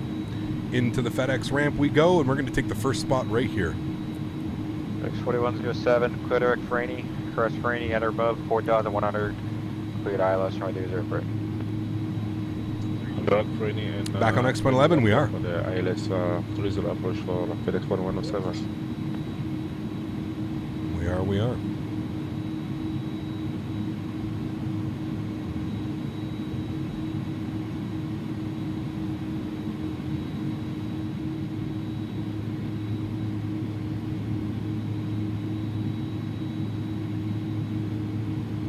I have to remember how far back the nose wheel is. Got to get it real up close into here. That should be good right about there. Cool. Let's go ahead and get the park brake on. And we'll head upstairs. We'll see that the APU is on and available, so that's good. Wonderful. We will go ahead and disconnect. And we'll go ahead and engine number 1 is off. Engine number 2 is off. Ladies and gentlemen, welcome to Oakland. Red beacon light can come off as well. Seatbelt signs are going off. And we will get the probe heats off as well. And there we have it, friends. APU bleed system comes on. And there we go. Sweet. What a great flight. Absolutely awesome. Hope you guys enjoyed that one as much as I did. How's the park job today? Ooh, not bad. Could have pulled a little bit more forward. Not bad at all. And there we have it. Great. Great first flight, friends. 55 minutes. 190 on the landing rate. Not a butter, but close. Not bad at all. Hey, Cap, want to let you know how long you're going to be flying on X-Plane 11. This is probably the last day this week. We're going to jump back on Thursday. We're going to take a look at the recent update to the PMDG 737, and then I'm away for the weekend. And then maybe the following week we'll be able to jump back into Explanation, and we'll have to wait and see. We'll see. Is this the end? No. We have one more flight after this. We're flying to LAX after this one. So let's go ahead and toggle replay mode. Let's back this sucker back up. Let's take a look at that arrival, shall we, friends? We want to do a shift 3. This is the real one. This is always the test. This view does not lie. So we'll watch this view here coming in. Looking great. God, it's such a chunky airplane. I love it.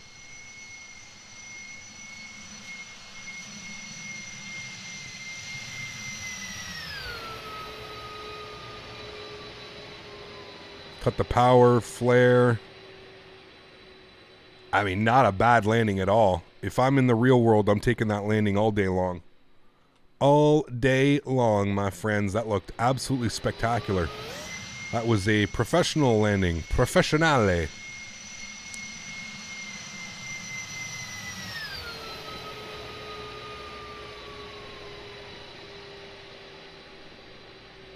Could have just flared it a little bit more, but perfect on the center line. Almost on the 1,000 footers as well. We're happy with that one, friends. We are happy with that one, especially flying this big old bird.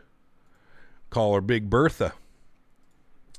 Big Bertha.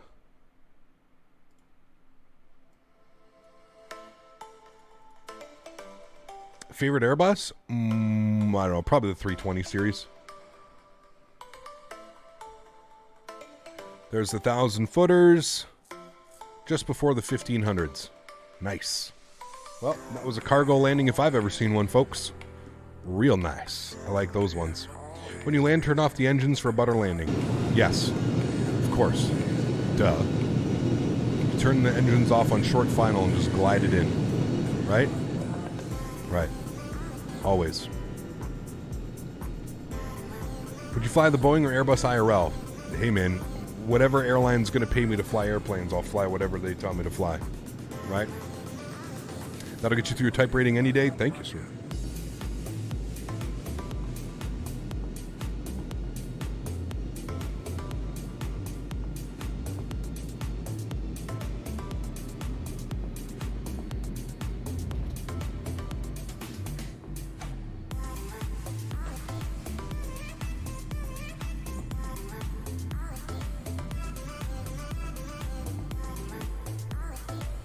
Oh, you have to put it in thrust reverse on short final. Got you. Silly of me. No flap on approach either will really get you the finesse. What are your thoughts on the Tolos 320? Tolos doesn't have a 320. Tolos has a 319 and a 321, and those are both great airplanes. Do you think you could fly a real airplane, Boeing, Airbus? I don't know, man. Maybe? With all the simulator hours that I have, maybe? Hey. Perfecto. That was a no BS landing, folks. No BS landing. I've heard the secret to butter landing is to engage the parking brake on short final. Of course, yes. If I was to pick Airbus or Boeing, I wouldn't mind, because, come on, no difference, but still the best views in both. But Boeing is my favorite, but Airbus is also awesome. Okay? Can't complain, man. Either or, right? Like I said, I don't think I would ever complain. Whatever company's going to pay me to fly their aircraft, I'm going to say thank you and, yeah, fly the hell out of that airplane. All right, friends, I'm going to leave you right here for the replay just about us breaking out under the cloud layer. I'm going to get set up for the second flight. We're flying to LAX. It's going to be a blast. I will see you all in about 5 minutes. I'm just going to eat some lunch quickly, so maybe a little bit longer of a break. But 5 or 10 minutes, friends, and we'll be back in the sim ready to rock and roll on our way to Los Angeles. Always a great time. See you soon.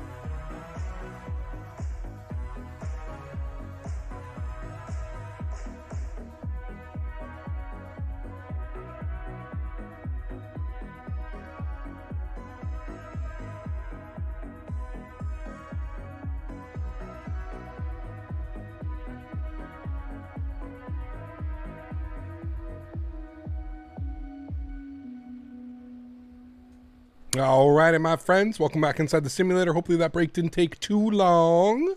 We are ready to rock and roll. Who's ready to fly into LAX? I know that I am. Whoa, pardon me. Had a quick little lunch. Had a turkey burrito bowl.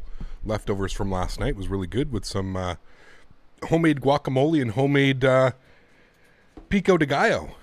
Was delicious. Sorry if that break took a little bit longer than normal. My apologies. But anyways, we're ready to rock and roll. Ooh. Looks like we've got a... Oh, boy. Oh, boy. Looks like somebody's about to stall. All right. Well. Looks like he might have had a turbulent departure. All right, sweet. Let's jump inside the aircraft. Let's get this bad boy programmed, ready to rock and roll. Let me turn all of our sounds up here. Wonderful. Cool. Let's get some lights on in this bad boy. Lights. And lights and lights. Beautiful. Let's work on some flows overhead. First Officer Daisy's already got the adheres all set to the nav position. That's all looking good. Let's come down here. Seatbelt signs are going on. No smoking to the on position as well. We'll flip this over to external power. Everything looks good here. Galley, pitch trim, yaw dampers, and ETS are all staying in the off position for now. Nav and logo lights are going on. Fuel pumps are all staying off. We'll get our master start switch on the EPU on. We'll get our smoke cargo detection system all turned on. We'll go and get our window heat on as well. We'll scroll up here. We'll get our crew oxygen supply on. And our emergency lights armed and APU bleed in the off position. Beautiful. Let's come down here. Let's go to our ground ops. Let's go to our load sheet and let's start loading up this aircraft, shall we? So looking over on sim brief. Says that we're looking for a zero fuel weight today of 124.7. 124.7. Good. Fuel on board today for our flight 11.7. Good. And we're going to go ahead and load our payload and fuel. Good. We'll populate this guy. We'll bring him over here. Work on a couple things as we are sitting over here. So let's go to our NitRef page. We are sitting on the ground here in Oakland. We are going over, no, not Koch. Good. And we're going over to LAX, our favorite. We haven't been to LAX in a while, actually. So I'm looking forward to this one. Sussy eBay Burgle, that is the flight plan that we want, so we'll insert that. Beautiful. Our alternate today will be back to Ontario if we can't land in LAX, but I'm assuming we will be. That's perfectly fine. Our cost index today, 55, and we're going for a cruise level of 330, 33,000 feet. And our flight ID today is Fedex 456. Fedex 456 Heavy. Beautiful. We'll populate that. Great. Sweet. That looks good. We'll go to our NitB page, and that's where we can go over here and start punching in some information. So we'll populate you. We'll come in over here. Good. We'll populate you. We'll delete that. Cool. So block fuel for today's flight, 11.7, which is correct. Our zero fuel weight today, 124.7. Good. We'll populate that. And our CG weight, 26.9. Beautiful. Cool. All of that looks good. I'm happy with that. It says our optimum flight level today will be 335. We are planning to cruise at 330, so that is perfect. Everything's looking good there. Wonderful. Cool. We can go ahead and close that out. That is great and looking good. We'll come back over here. Let's go ahead and send this to our takeoff performance data. We can go ahead and punch in some information. So we're sitting down here on the ground in Oakland. We are going to depart out of runway 30. We can do our ATIS request, and while that's going on, let's go upstairs and let's spool up our APU. Fuel has been loaded, so we'll get our fuel pumps on, and we'll go ahead and master start switch on the APU. Beautiful. Get that guy, bad boy, going. Wonderful. Come back down here. We should have our ATIS request and all of that punched in, which we do, so we'll hit the compute button. Wonderful. Get all that done. Departed with a flex temp of 100. Uh-oh. The guy flying is like an FSX Steam Edition. Maybe. Who knows, dude? Who knows? All right, cool.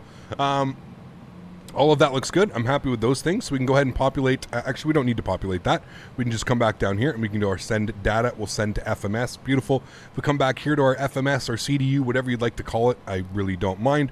We'll clear that out. We'll go to our takeoff and performance data, and you can see that we've got all of our information in there. Beautiful. Let's go to the overhead. APU should be on and available here any second. We'll just wait for the green available light. As soon as we get that, we're good to go. Here comes the green available light. Any second now. There it is. Beautiful. Let's disconnect our external power. Let's get our galley power, pitch trim, yaw dampers, and ATS all in the on position. Wonderful. Everything else looks good there. I'm happy with that. APU bleed system comes on. Red beacon light comes on as well as we're about to be moving. Wonderful. Let's set some things here. We're going to go 151. Put in 151. Good. We'll put in our cruise altitude today of 33,000 feet. Good.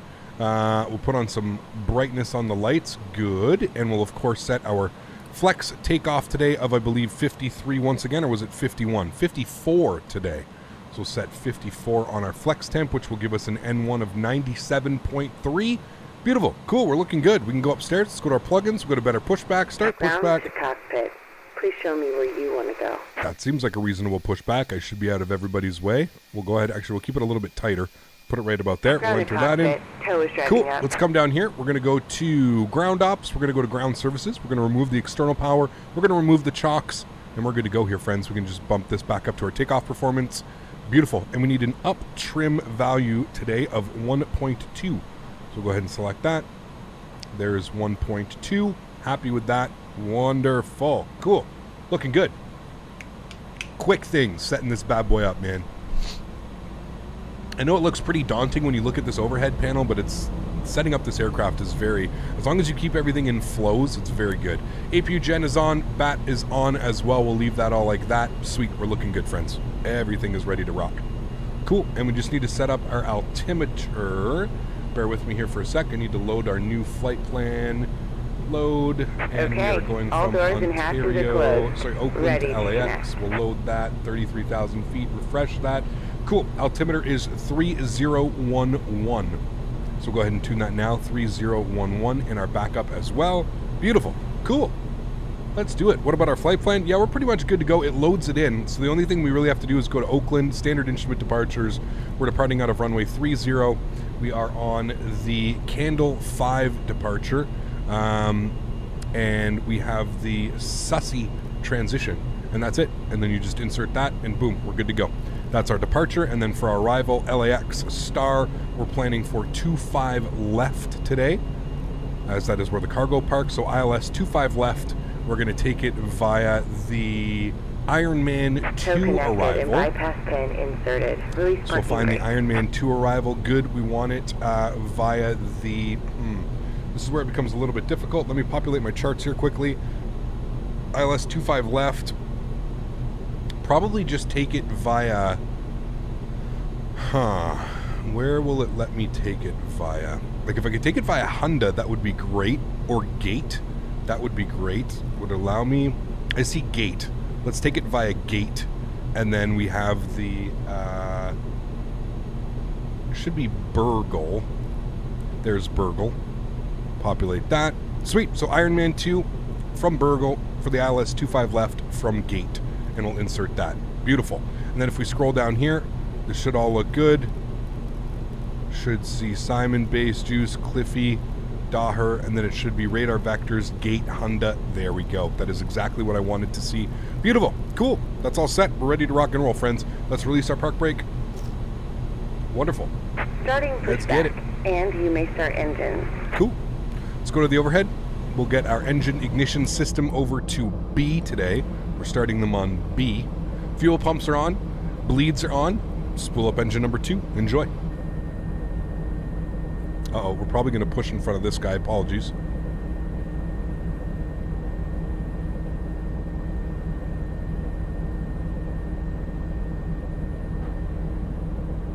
I got some new medicine in the mail today, friends. Sin Mint cookies. And animal mints. Sin Mint cookies and animal mints. Hello everyone, can't believe iniBuilds is coming to Microsoft Flight Simulator, but Asobo needs to do major optimizations on the Xbox before that day comes. I agree with that. Agree with that comment. Hopefully he's got enough room to go around us. He should. Should be enough room. Let's introduce fuel to engine number 2.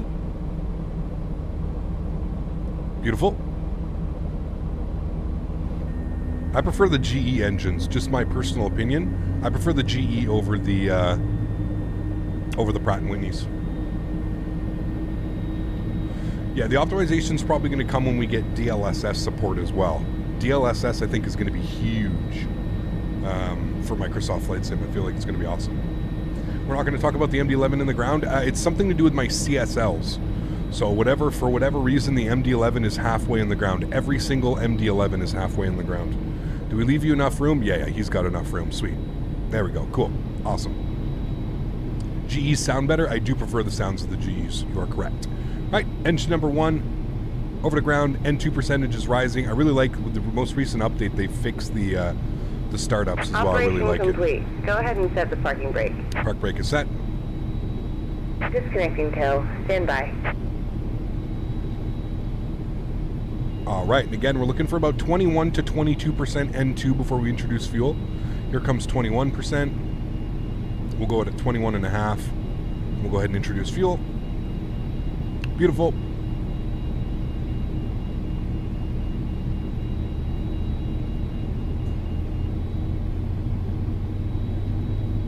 Disconnect.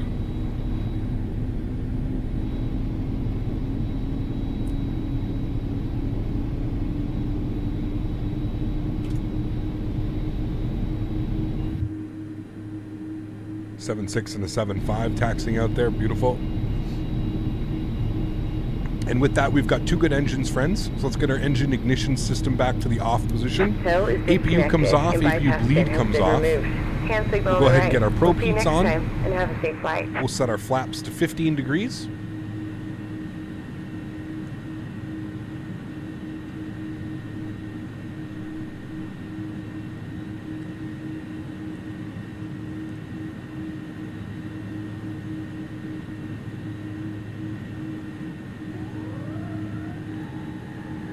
The dinosaur flaps take 5 minutes to get flaps 15 degrees.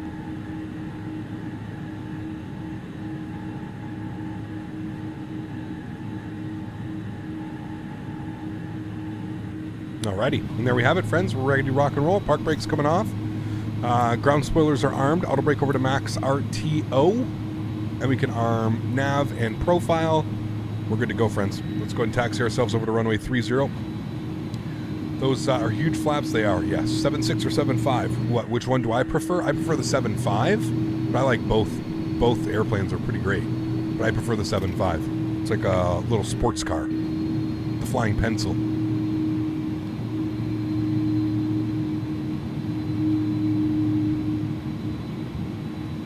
Right, and looks like we're clear on the left. And we're clear on the right.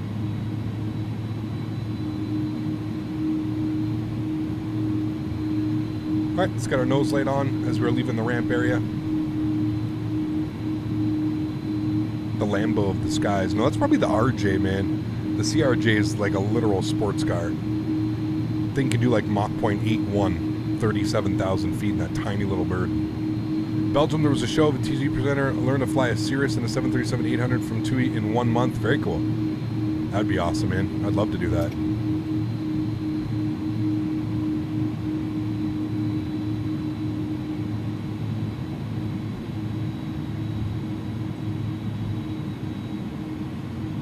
Cap, did you hear that Swain Martin is now flying the 7.5 and 7.6 for United? I did, yes. I saw his most recent video. Very good for him, man. Pretty crazy.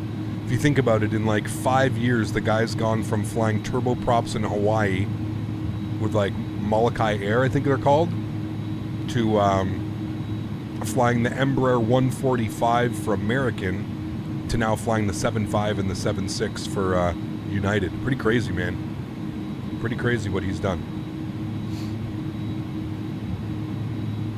Very nice digital. Nothing wrong with that landing, man. Everyday landing right there, my friend. Might be a little bit heavy on the G, but everyday landing, dude. Nothing wrong with that. Have a nice flight, Cap. Hope everyone's doing well. Greetings from Belgium. Web Voice Production, good to see you, man. Thank you very much. I hope you're doing well as well. Thanks for stopping by. We got that 7.6 departing, looking good. Remember, guys, give ourselves about 2-3 minutes separation. Start a clock once he gets airborne, that 7.5, if you're watching the stream. I assume you are. Give him about 2 or 3 minutes. 2.5 minutes is actually perfect, especially with no ATC. Do we have any active ATC coverage? We had ATC on the way in to Oakland. It looks like they've logged off. We do not have any ATC any further. I've never seen that airplane behind me. It's an A321, I think. Ooh, another 737 here. I don't think I can hear anybody because I have to turn them on.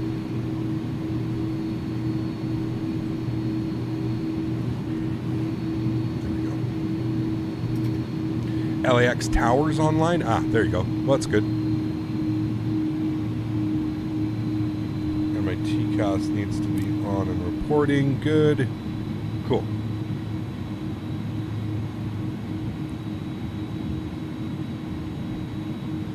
Remember, guys, if you are enjoying the content, please don't forget to smash down that thumbs up button.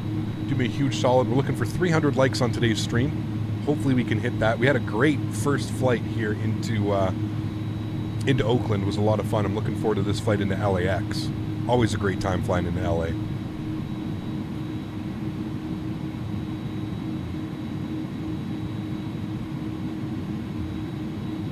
Of course, John. Of course, man.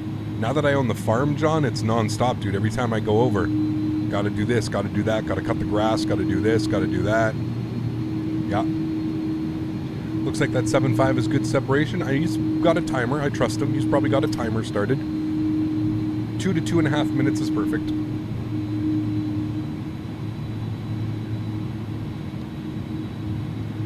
Cap, when is the next A340 flight? Probably when X-Plane 12 comes out.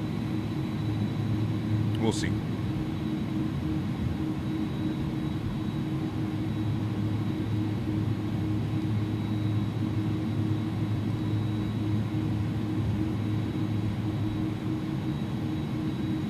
Would have been even crazier because apparently Spain was supposed to fly the 777. Interesting.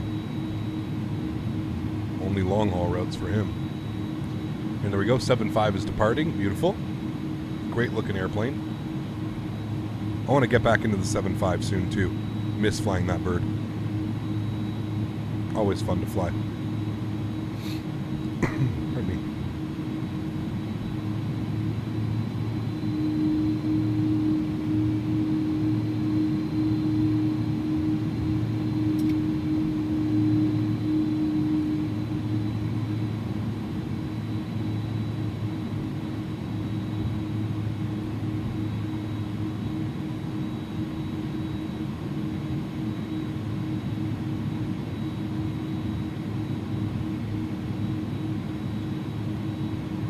.75's a great bird, man. Yeah. Flies almost very similar to this airplane as well, I find. I find the A300 and the 7.5 are kind of similar flying airplanes. Can you please do a flight in the 350? Yes, sometime soon we will. I'm just not the biggest fan of the 350 that's available for X-Plane. I find it like, it's like borderline okay, you know? Hey, Cap, just want to say hi. I'm doing a flight from EGGL to KJFK in the A321XLR. Nice, Wuhan. Hopefully you're enjoying the flight, man. Sounds like a fun one. What's that, about 7 hours? 7.5 hours? Not too shabby.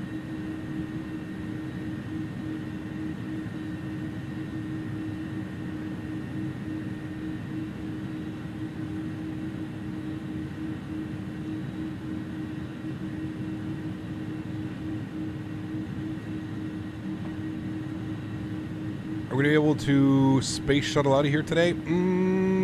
Not initially. The A300 doesn't climb like a space shuttle, like, initially. It takes a little bit for that.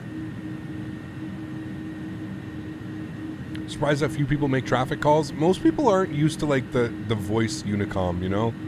A lot of the time, like, people are kind of like me on VATSIM, dude. Like, if there's no ATC, like, most of the time I'm not making any radio calls. Like, just don't be stupid.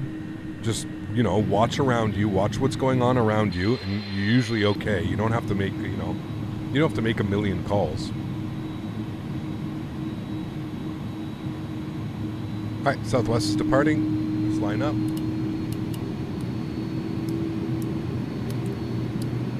Landing lights, strobe lights, wing lights. Oakland traffic, FedEx 456 lining up runway 30 Oakland. You know, like, I'll do that if there's, like, a bunch of people flying with us, but, like, I'm not, like, you know, I don't know, man. If there's no ATC, I find it kind of difficult to have to, like, reprimand people for not using Unicom. Dandy, how are you, my friend? Good to see you. Hope you're having a great night. Thanks for coming to hang out. All right, let's start a clock here. We'll give him 2.5 minutes. Start our clocks. He just went airborne. Hopefully the Q400 comes to Microsoft Flight Sim. I'd love a Q400, dude. I mean, that to me is, like, the perfect plane for Microsoft Flight Simulator. Imagine, like, just cloud surfing in that airplane. Oh my goodness, dude. It would just be so good. Cloud surfing up at like 24,000 feet in that bird. Quite pretty. Is the 310 the space shuttle? I don't know. I haven't flown the 310 in a while. I don't know if it's the space shuttle, to be honest with you. Trenton, thanks so much, man, for the $1 donation. Appreciate you, dude. Huge no floaties to you. Thank you very much, Trenton. That's extremely kind. Appreciate the support, man. Huge no floaties to you. Thank you, thank you, thank you. Appreciate you supporting the channel, man.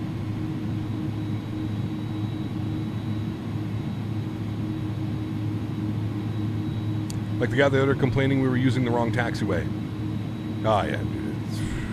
What are you going to do, man? You're always going to have those people, dude. Like I said, as a content creator and as a streamer, I've come to the realization that everybody knows better than me and everybody does it better than me. That's just a fact of life, dude.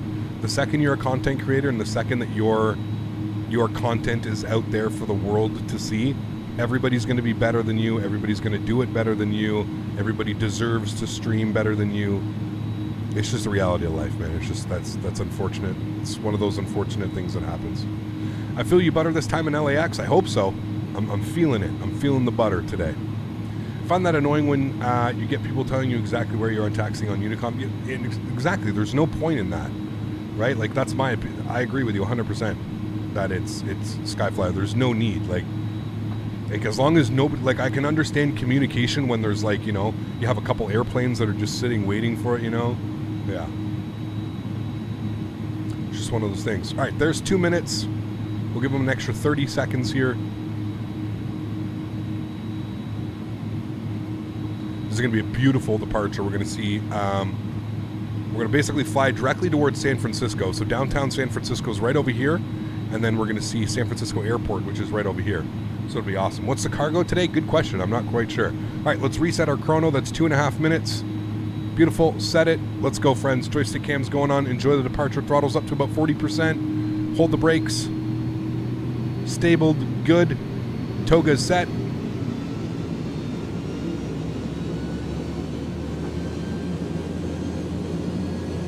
Release the brakes. Let's go flying.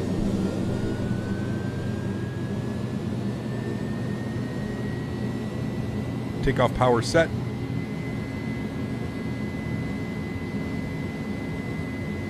Airspeed's alive.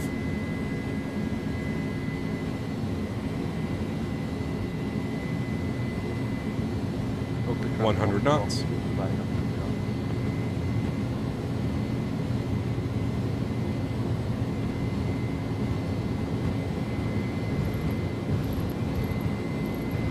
V1. Rotate.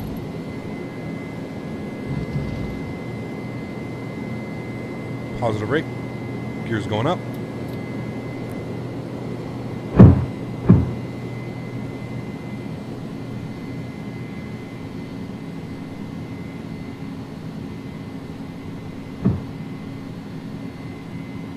Gears up and off.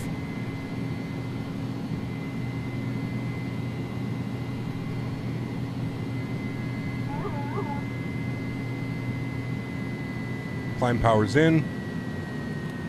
Flaps retracted.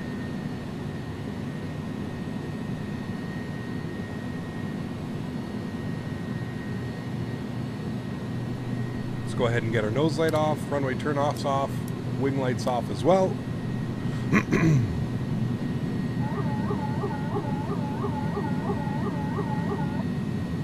God, I love that trim noise.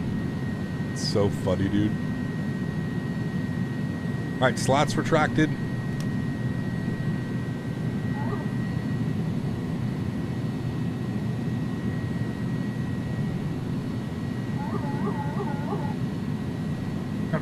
San Francisco Traffic United 605 Ocean Star.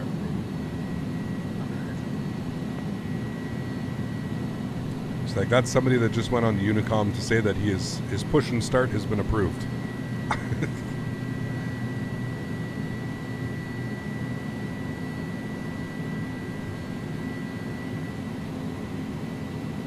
And of course there's downtown San Francisco. And we're going to be making our left turn here any second. Not quite sure why it's tracking us to the right now, but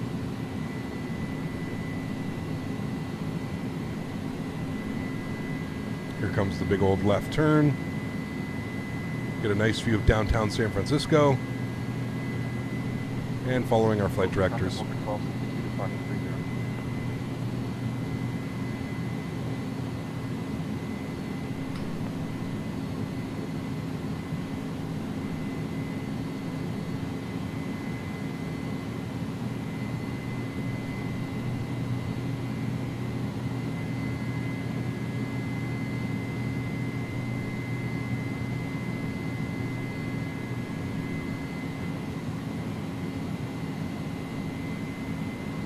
Jen, some airlines require it to be the SOP that your wing lights come on. You also can stop like trying to overcorrect every little thing that I do. That would be great. It's a flight sim stream, man. You don't have to agree with the way that I fly.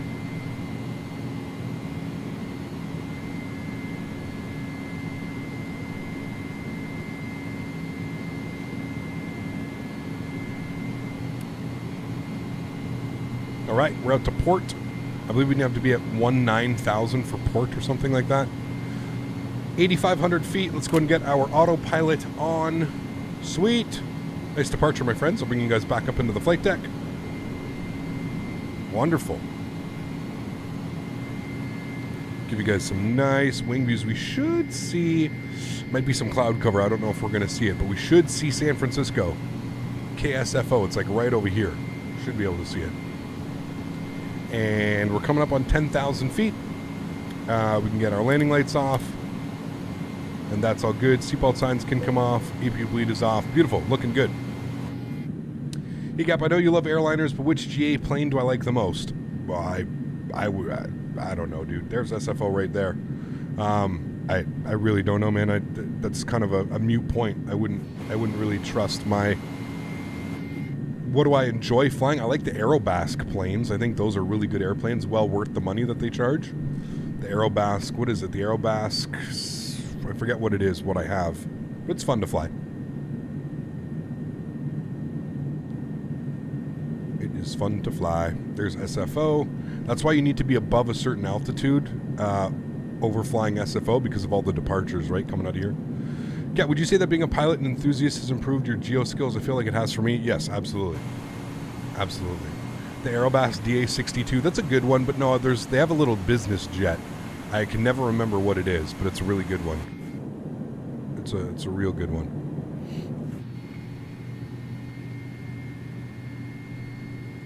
There's San Fran down there, looking good. Have you ever done a go-around while touchdown? Have you ever done a go-around after touchdown?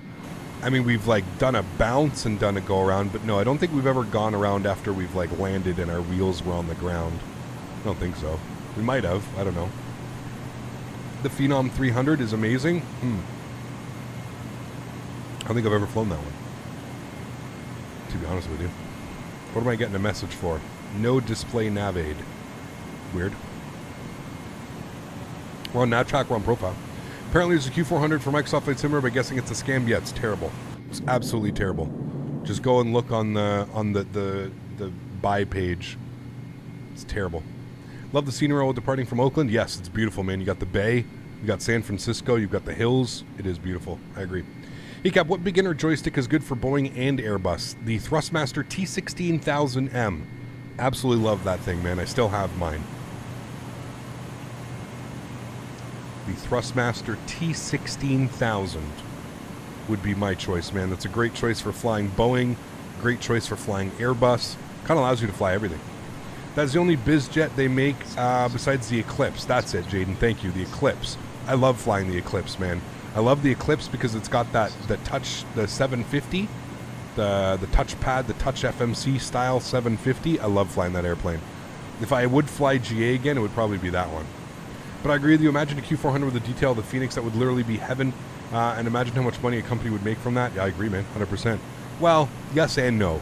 The Q400 is not really the most popular airplane. It's a great airplane. I think it would do pretty well in sales, but it's definitely not the most popular airplane.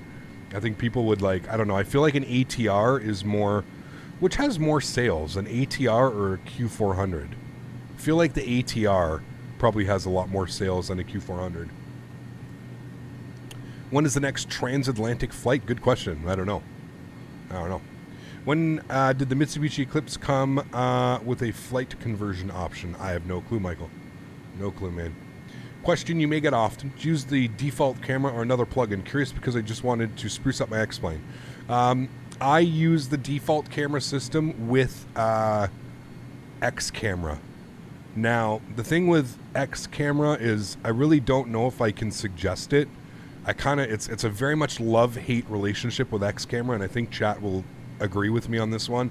Sometimes it works great, and sometimes it does exactly what you want it to do, but sometimes it's just all over the place, man. Yeah. You'd like to see a Global 7500 or a G650 for Microsoft or X-Plane? That'd be fun. Yeah.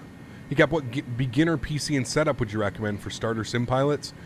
I mean, I always tell people this: if you're gonna purchase a PC, I always say, you know, get yourself a PC that's gonna last you a couple years. So any newer PC with like a 3070, a 3080, if you have the money, a 3090. But oh, the Mitsubishi Eclipse is, yes, I was thinking about that. I was like, wait, Eclipse? Because somebody put the 550. You got me. Too much going on, Michael. Hope you're well, dude. Yeah, Alex, I would say, like, you buy something that's going to last you a couple years. Because it doesn't always have to be about flight sim, right? You can enjoy other games on the computer. So I was just looking through my Thrustmaster. I found the joystick. I have the Thrustmaster site. It's literally just called USB joystick. Yes. That's like the OG, John. That thing's been around forever. That's the competition to the Logitech 3D Extreme Pro, I believe. That's like the direct competition between the two of them.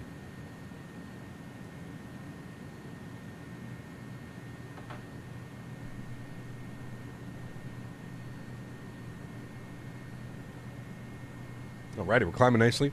How's the performance in the Phoenix now compared to the release? Oh, much better. Much better. Yeah. Are laptops good for X-Plane 11? Yeah, I mean, yes and no. There are some really good gaming laptops. I just don't suggest anybody buy a gaming laptop simply for the only reason you can't upgrade it, right? So whatever you get with, you're stuck with. Also, if anything were to go wrong on it, like a CPU, a GPU, you know, a memory stick, a hard drive, they're extremely hard to fix. They're extremely expensive to fix as well. So I always tell people, if you can afford a desktop computer, do that over a gaming laptop. I had a gaming laptop when I was in university. I had a custom-built Alienware computer, and it was great, but it really only lasted me like 2 or 3 years because then it was obsolete, right? And you can't upgrade it. Like you know, if you build a desktop PC, you know, and a new CPU comes out or new graphic cards come out, you can update that PC, right? It's not like you have to go and buy a whole new computer. You can update your components. You can't really do that with a gaming laptop, so you have to kind of be careful. I have a gaming laptop, upgraded the RAM, and I run Microsoft Flight Simulator beautifully, but yeah, the desktop would be better. Yeah, 100%. Like I said, Matt, you can use it, dude. There's nothing that says you can't use it, right? But, yeah. Oh my, the memory, flying X-Plane 10 with it in the airports on water. Yep. Tons of time. John, I remember even streaming, dude, coming in and the scenery not loading correctly and just being water with an airport in the middle of water. Cap, do you think the honeycomb yoke and throttle are good for starter Boeing pilots? Alex, I would suggest the Thrustmaster, man. Just being honest with you, from somebody that owns the honeycomb and owns the Thrustmaster, if you want to be flying Boeing airplanes, I gotta suggest the Thrustmaster, Boeing yoke. It's so good, man. It's unbelievable. I don't think I could ever use another yoke system. This yoke system is just, it's amazing, man. It's so smooth. It's so fluid. It's perfect. It's perfect. Surprised that my Acer Nitro 5 runs X-Plane. Yeah, I mean, X-Plane's old, right? You have to remember, Wuhan. Like this, the original, like this is running off like X-Plane 7, X-Plane 8, kind of like, you know, architecture. X-Plane hasn't changed in forever, man. So it's you know, you can run X-Plane on older computers for sure. Hello, sir, from Southern Airways, first officer, and it's 100% now. Will be based in Hawaii for 1 year. Nice, Dennis. Enjoy that, man. Captain, again, what throttle is good for Boeing pilots? Buy the Thrustmaster TCA Boeing setup, Alex. So the Thrustmaster TCA Boeing pack. It comes with a yoke and it comes with a throttle quadrant. Hey, Cap, do you have any issues with all your Thrustmaster TCA Boeing? None. None whatsoever, man. Everything has worked absolutely perfectly. It's coming about time to upgrade the TCA yoke sometime. Honeycomb is great, but it's showing its age and breaking down. Yes, 100% Jaden. That would be my suggestion to you, man. Definitely take that step. I think you'll really enjoy it, man. I think you'll really enjoy it. All right, friends. Camera's coming off for a second here. We're going to take a look at our new goodies that we got. I'm going to go shift 6.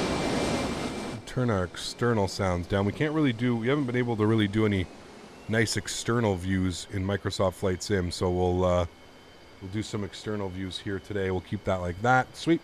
And we'll get some music playing in the background, shall we? Yes, yes.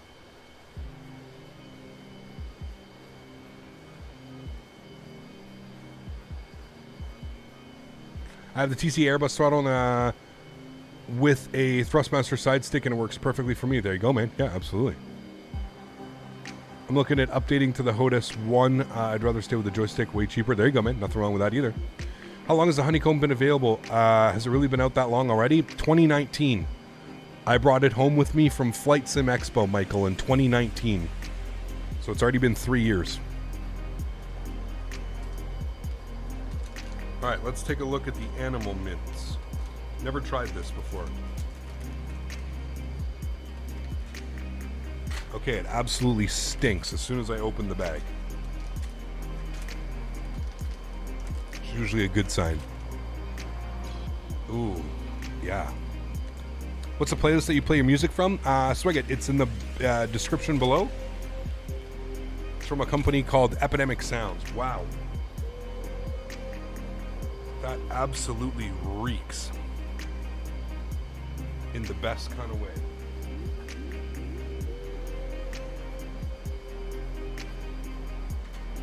Oh my goodness.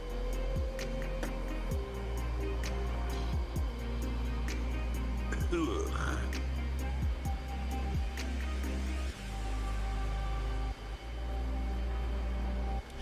Sheesh.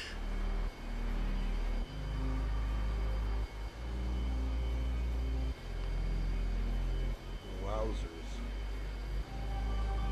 That is some fire. Souza.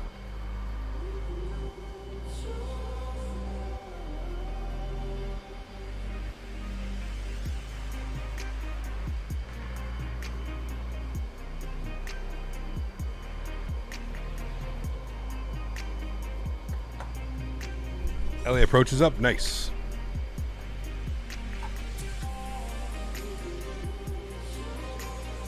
What's flight level going to be? 330. When are we back in the CRJ? Not sure, man.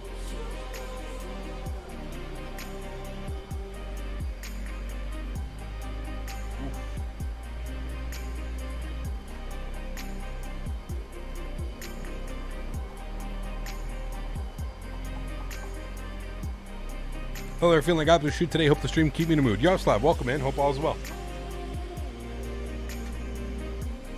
Hopefully we can, put you in some better spirits, man. Is this the last X-Plane stream for a little while?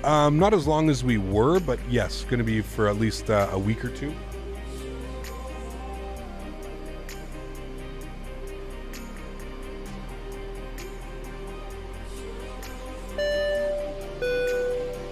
Snaggy, thanks so much, man. 4 months. Huge no floaties to you, Snaggy. Thank you very much for the continued support, my good friend. And a huge no floaties to you, dude. Thank you very much, Snaggy. Appreciate that, dude. Thank you, thank you. Damn. That is, I don't even know how to describe the smell.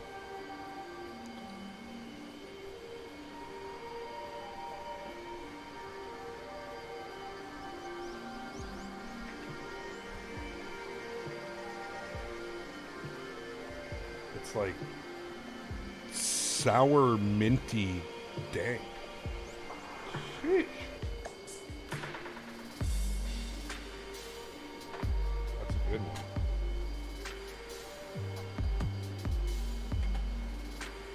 Have to remember that one.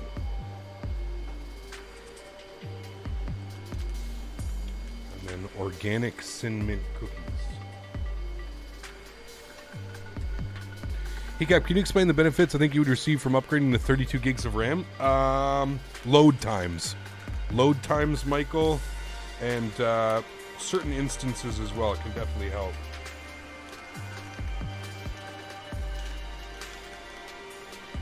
Sour minty dank. Yes. This one smells delicious, too. We got 2 winners today, friends. I've tried this one before, but it's been months since I had it. Oh yeah, that's yep.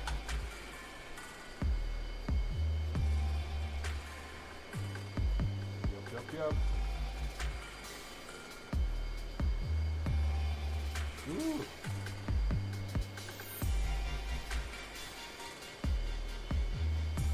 This one's like earthy, dank, like cream. Earthy, creamy, dank. So it's a good sign to have winners, not losers? Yes, absolutely. Give me 2 seconds, guys. Let me get a new pin.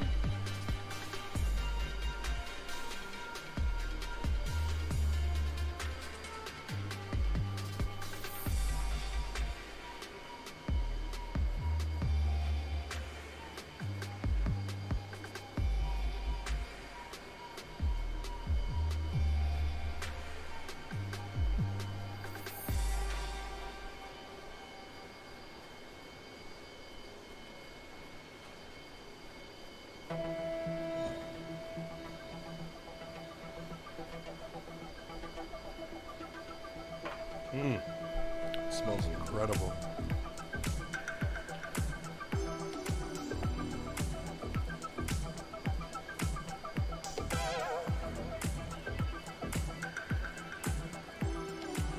Oof.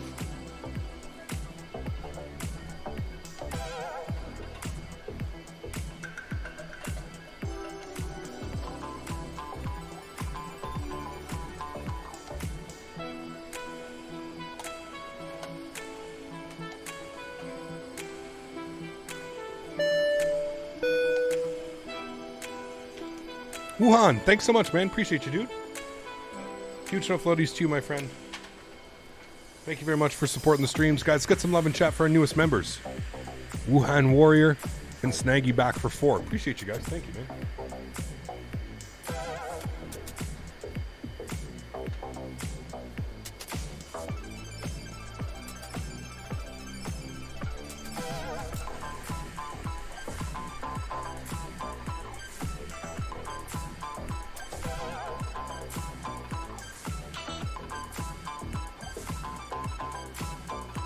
All right, let's try this animal mints. DK, thank you very much as well, man. Coming up into business class. Huge no floaties to you. Wuhan Warrior and DK, both with the support. Thank you very much, gentlemen. Appreciate that. Huge no floaties to you guys. Thank you, thank you. Appreciate that. How was the Aerosoft Mega Airport Brussels? It's really nice, Tebow. I actually think it's one of the better airports Aerosoft's ever created, to be honest, in my personal opinion.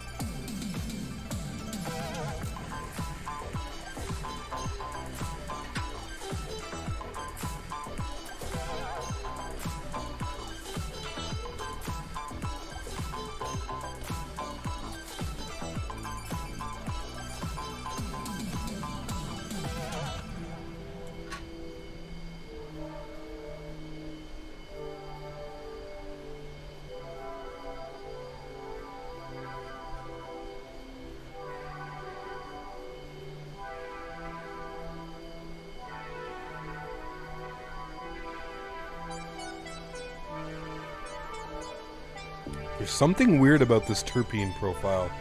For those of you that know.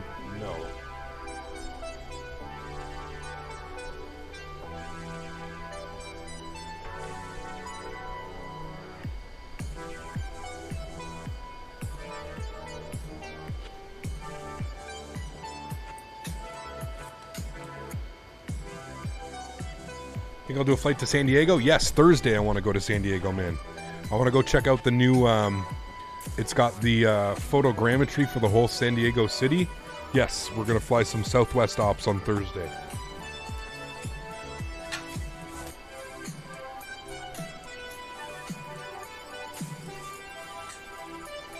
Yes, yes.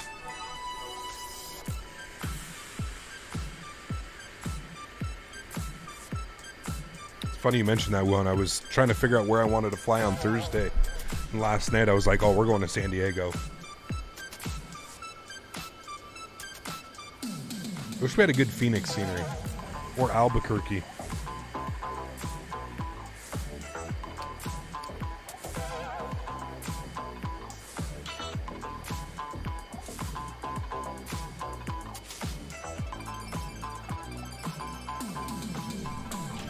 Alright, let's take a look here for our top of descent, showing in about 50 miles. So we're good. We still got some time.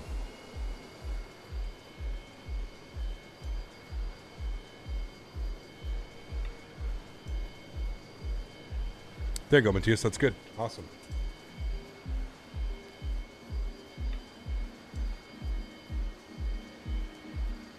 This airplane's absolutely top-notch, Badger. I agree, man.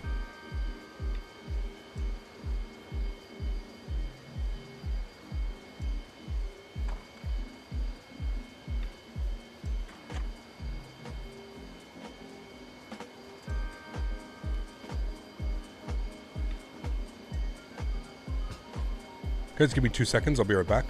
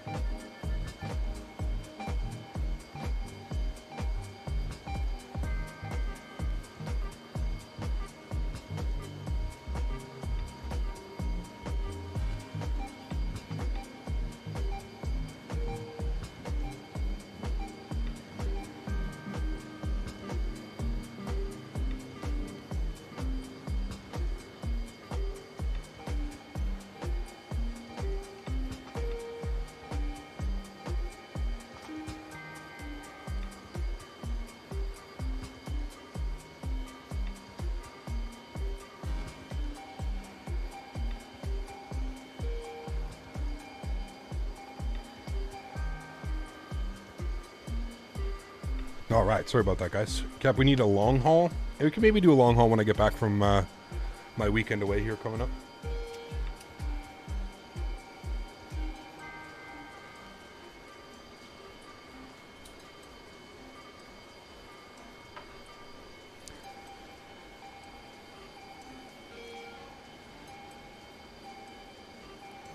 Somebody please explain how to fly left heading and right heading. So in the Airbus, you have your heading mode, and you would either push up or down on the Airbus. I think it's you push it up, which would pull it out, I think, is how you get it to engage heading mode.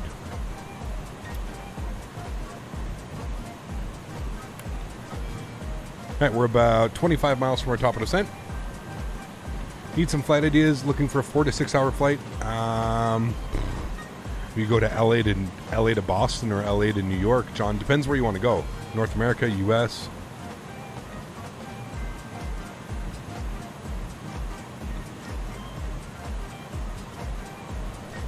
Yeah, they won last night, got in Colorado. Has anybody bought the new Indianapolis scenery that came out for Microsoft Flight Sim? I was looking at that. We'll have to add that to our list.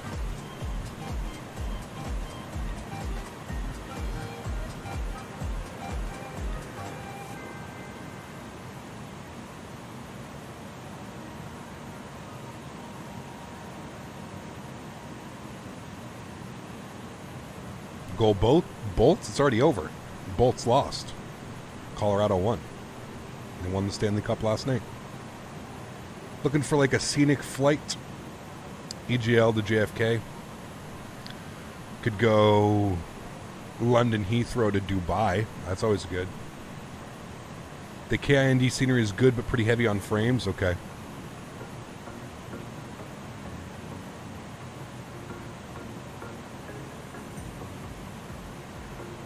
Got you, Calvin. Yeah, I'll probably have to add it to my list. All right. We are starting our descent. You can see here we need to be at 6,000 feet for Dodger. So we'll put 6,000 in here. Good. We'll hit the little button. Gives us our P descent. Good. Have you done ortho for the whole globe? No, dude. That would be, I don't even know how many terabytes that would take. No. I have ortho for all of our flight routes, though, so if we plan on flying anywhere, I usually grab ortho. Would you ever be willing to try VR in the sim? So, Lace, I've tried VR before. I think it's great. I don't think the visuals are quite there yet. I think it's going to need a couple more years to get the visuals up. But yeah, I would never stream VR. I don't know if you've ever watched somebody streaming VR. It's headache inducing. All the small little movements and jittering and yeah, just not for me, man.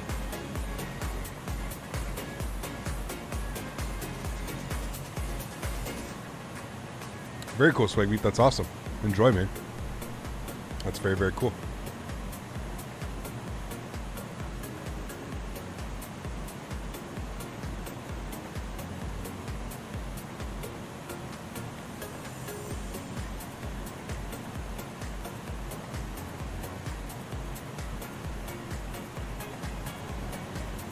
All right, there we go. We should be starting our descent any second. We've been airborne for 31 minutes. There were those brown tiles in the X-Plane and Ocean? Not sure.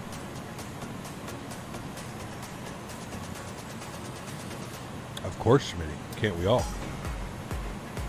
There we go, friends. Started our descent into LAX. Sweet.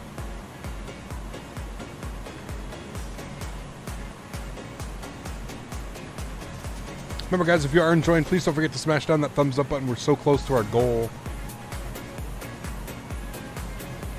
of 300 likes.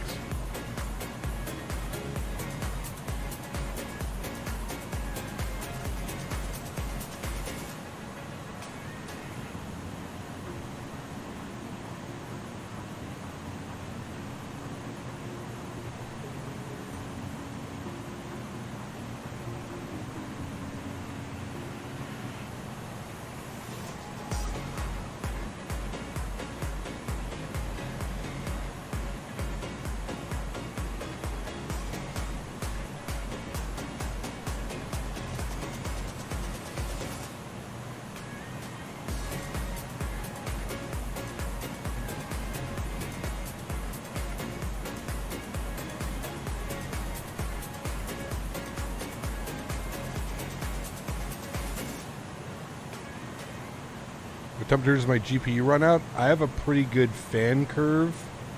Usually sits below 60 or roughly 60 degrees. It's currently 58, 59. But I have a custom aggressive fan curve. So basically anytime it goes above 50 degrees, the fans are almost running full. As you can see by this number here. Yeah.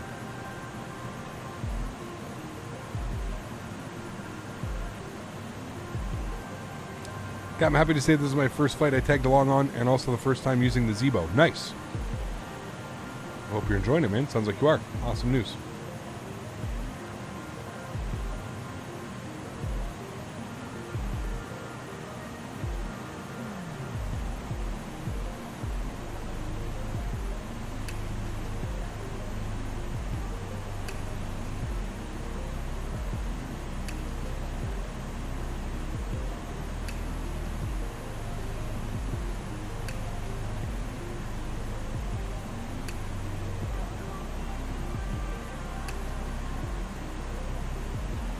You had to choose one aircraft for X-Plane other than the Tolles 319 2175 X-Crafts. What would you get? Proper 747-400, probably, or a really good 787 or a really good 777. All right, ground spoilers are armed. Let's go and set our auto brake to low. We're looking good.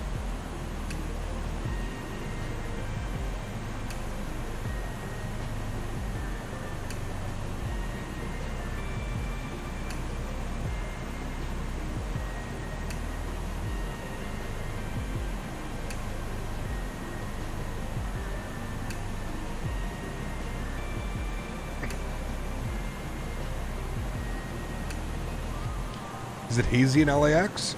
Usually is, yeah.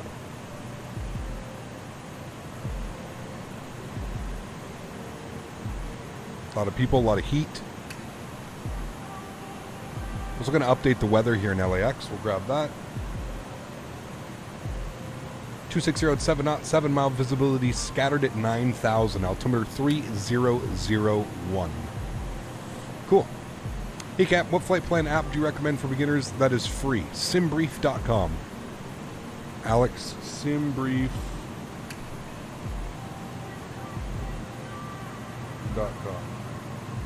And if you need some help, there might be some tutorials online to kind of make you understand how to read it, but Simbrief is the best in my opinion.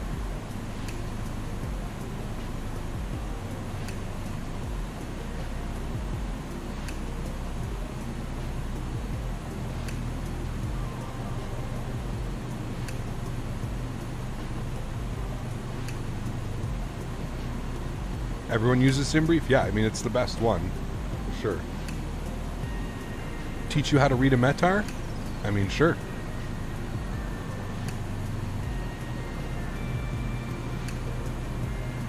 What would you like to know? Let's grab the METAR for KLAX. So at the beginning, you have your time. So you have when it was... so you have the 27th. It always puts the first, so the day. So you have the 27th at the front. Well, here, I'll try and show it. I'll put it like this so it's easier for you to see. So we've got the 27th day of the month at 17:53 Zulu. So that's the time that the METAR report was taken. Then you have your winds, 260 at 7 knots. So that's your wind. Then you've got your visibility, 7 miles. And then you have your cloud cover, scattered at 9,000. Then you have your temperature and your dew point. So temperature 21 degrees, dew point 15 degrees. And then you have your altimeter 3001. Now, that's pretty much the basis of everything that you're going to want to know. Everything that you want to know is pretty much here. 260 at 7 knots, 7 mile visibility, scattered at 9,000, 21 degrees, altimeter 3001. That is pretty much what everything that you want to know. As far as remarks go, I'm not very familiar with remarks. This is more real-world aviation. The remarks are something that I've really never learned. I've never really taught myself because I find that in the simulator they're not necessarily important.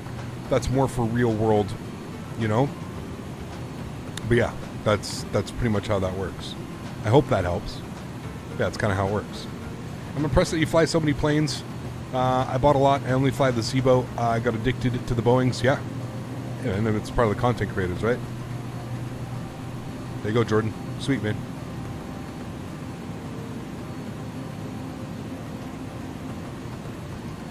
All right, airplane's yelling for a little bit of drag, so I'm going to put out some ground spoilers. Days, mate.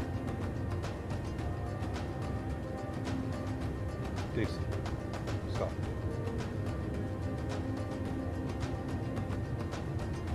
To trim Daisy's feet after. Her paws. Her nails. I can sure tell you that it's certainly hot in LA. It's actually only showing 21 degrees Celsius right now, which really isn't that bad. That's like 75, 73. I think it's like 75, which is pretty decent.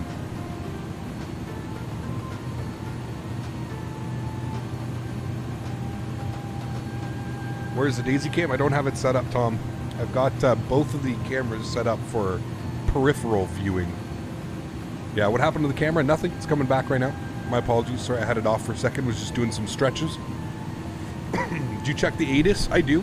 Captain Cloud's the easiest way is if you're flying online and you're flying somewhere that does have an ATIS. If you have your client over here, all you have to do is double click. If you double click on KLAS, it'll go ahead and populate it for you. So instead of actually tuning to the frequency, you can just kind of have it here. So you can see 250 at 7 mile visibility scattered. It's pretty much exactly what we have here. Simultaneous ILS approaches in use. Program runway 24 right, 25 left, or vectors. For visual approach will be provided. Simultaneous visual approaches to all runways are in use. Blah, blah, blah, blah, blah. Parallel approaches, all that information. But again, kind of out of all of that, the only thing that we're really, really super interested in is this, right?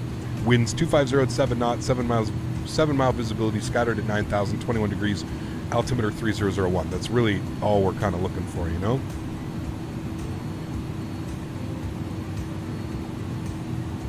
So we can put in 3001 in our altimeter.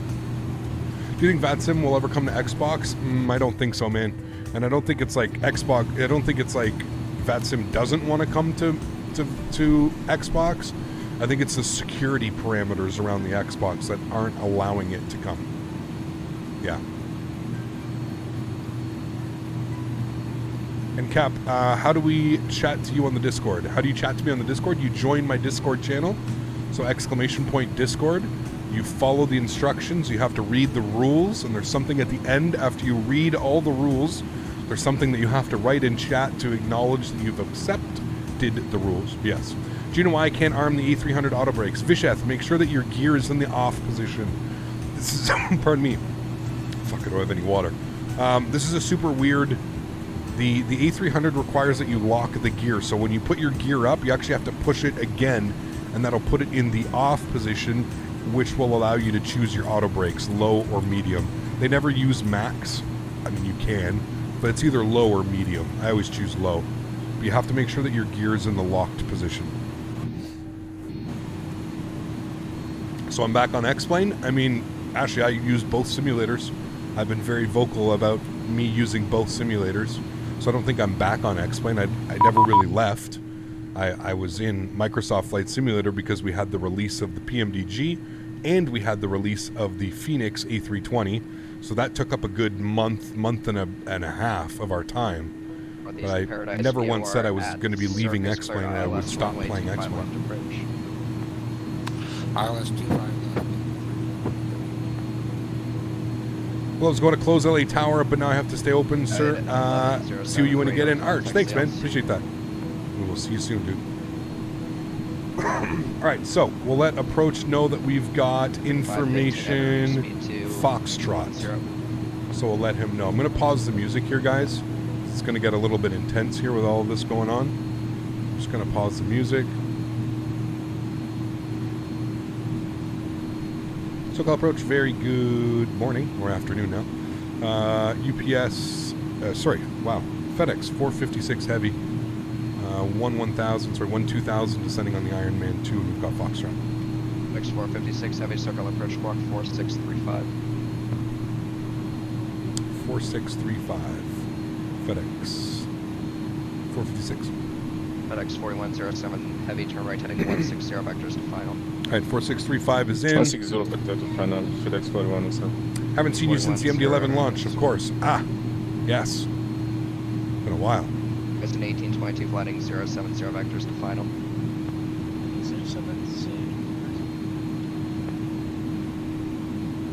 All right, looking good. We're ready for taxi. Pardon me. It's 2814. Look at those views. My goodness. Horizon 1822, descend to maintain 5,000. God, I love flying into LA airspace, especially with the V states, man. Sheesh. Horizon 1822, Looks good. descend to maintain 5,000.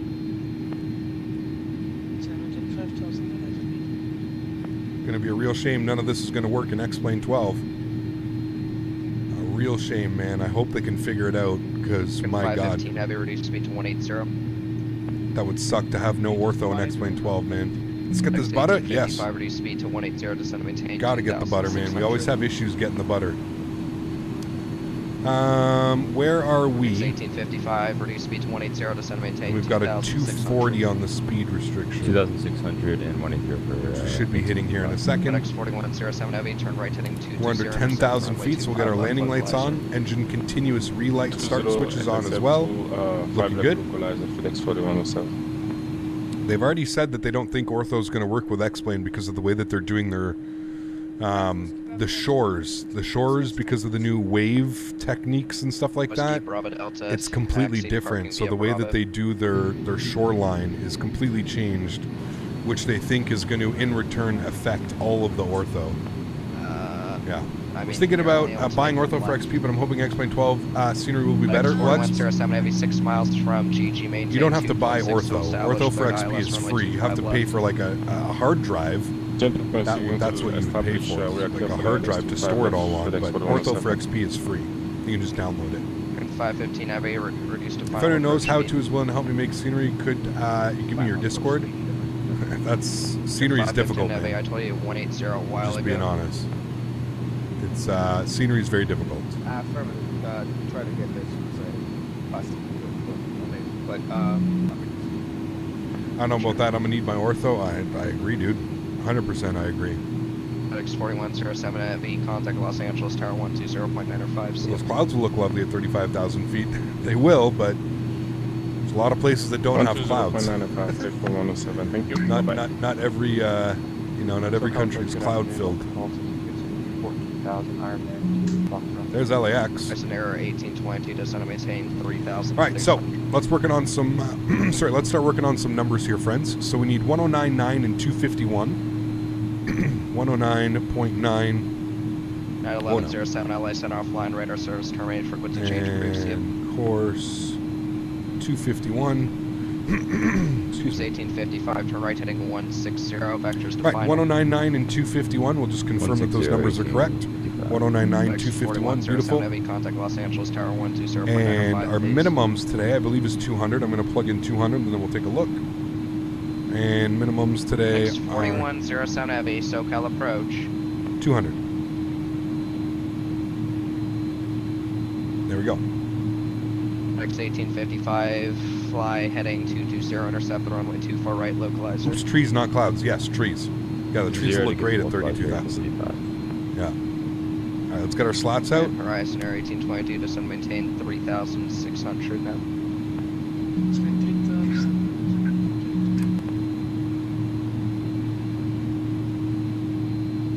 Southwest 1313, descend maintain 2,600. Descend maintain 2,600, Southwest 1330. American 515, heavy, contact Los Angeles Tower 120.905 tonight. 095 tonight.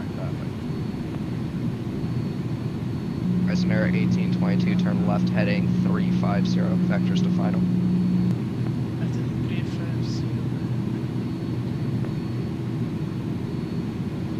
Southwest 1313, and the altitude descend to maintain 4,000. Descend to maintain 4,000, Southwest 1313.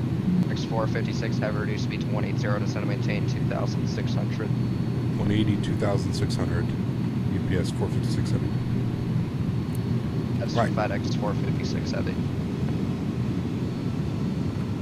Affirm 180 on the speed, 2,600 on the altitude. UPS 456 Heavy. You sure? Call send TPS. I show FedEx 456. Am I saying UPS or is it FedEx? Sorry, FedEx 456 Heavy. I keep saying, am I saying UPS all the time? 1822, turn left heading 280, intercept the runway 24. I've got UPS just in my localized brain. We're flying FedEx. I don't know why I keep saying UPS. Jesus, dude. Somebody's just mucking up the radios too. I guess that's the problem of flying multiple call signs. Somebody's just holding their mic too, like. Circle approach, good afternoon, FedEx 143 Heavy, descending via the Ironman 2 for UPS fanboy, LAX. exactly, yeah. X1855, about 5 miles from Kobe, now maintain 2,600. Brain cells and stretching, exactly. What's the only difference on this flight from the last flight? We stretched. established, clear 24 right, Oh, man. Southwest 1313, descend and maintain 2,600. I don't know why I was saying UPS. Right heading 090. Is this mod going to work in XY 12? We're not sure yet, Down to Matthew. 2,600. We're not sure yet, Southwest man. 1313. Hopefully, we're all hoping it will. 1313, reduce speed to 180. 180 speed, Southwest 1313. SoCal departure, good afternoon, Allegiant 1433, 4,000. All right, 180 on the speed. We got to go flaps 15 degrees here. 1423, SoCal departure, radar contact. And we're descending down to 2,600. And we should be on radar vectors of 071. We're going to go heading select.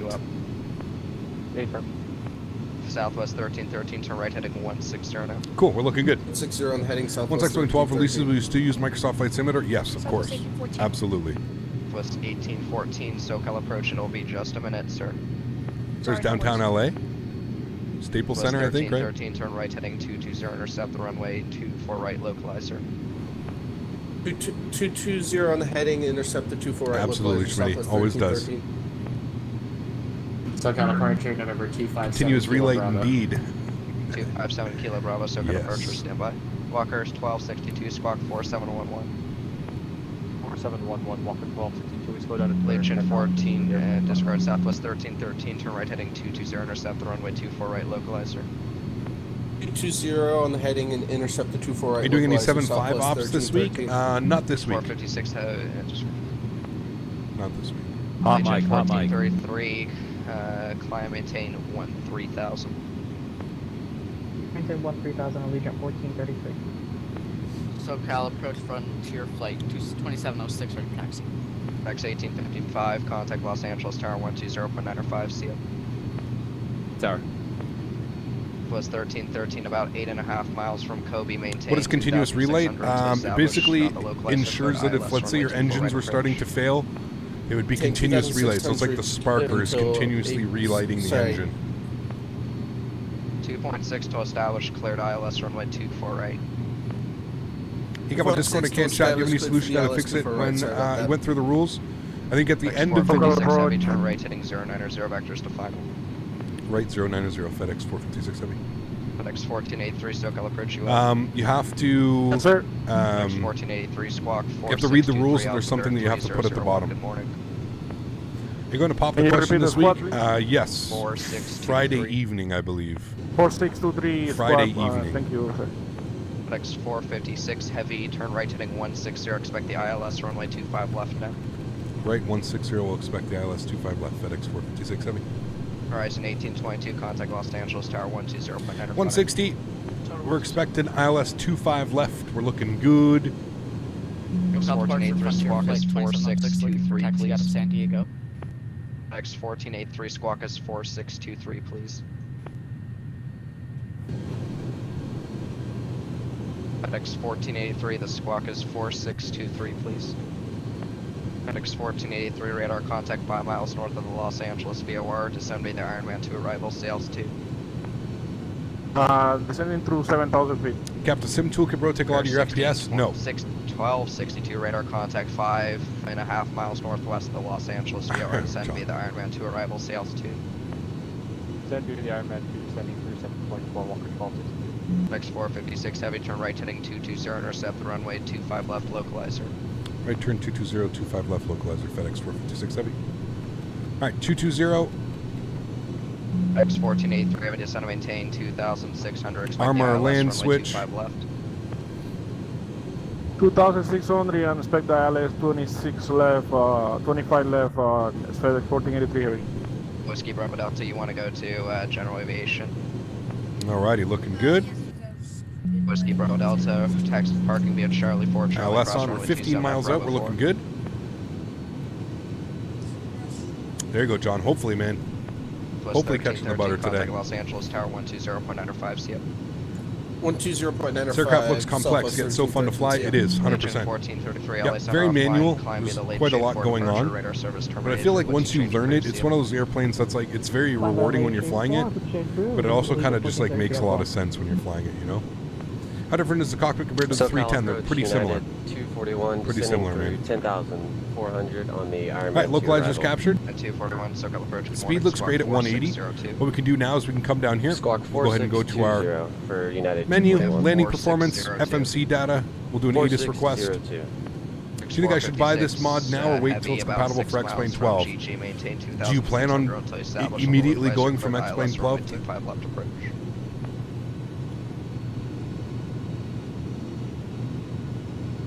That might have been for me. X456 Heavy, 5.5 miles from GG, now maintain 2,600 until established, cleared ILS runway 25 left approach. Maintain 2,600, cleared ILS approach 25 left. FedEx 456 Heavy, thanks. X1483 Heavy, reduced speed to 180. Yeah, it is very similar to the 310. 1483 heavy. Bunker 1262, reduced speed to 180, descend to maintain 3,000. Yes, it is a lot of fun. I would wait, Matthew. If I were you, honestly, I would just wait. All right, glide slope's coming alive. We're looking good. Let me get the sounds back up for you guys. Cloudy in LA today. 241, radar contact about 15 miles northwest of Los Angeles. VR descend via the Ironman to arrival, sail to altimeter 30. We're going to wait for our glide slope. We are now 10 miles out. 3001, descending through 8,600, United 241. X1483, heavy turn right, heading 160. And gears coming down. 1483 heavy. Speed to 170. Alright, going to the north or south complex tonight. And we'll go flaps 20. And the approach speed today 136.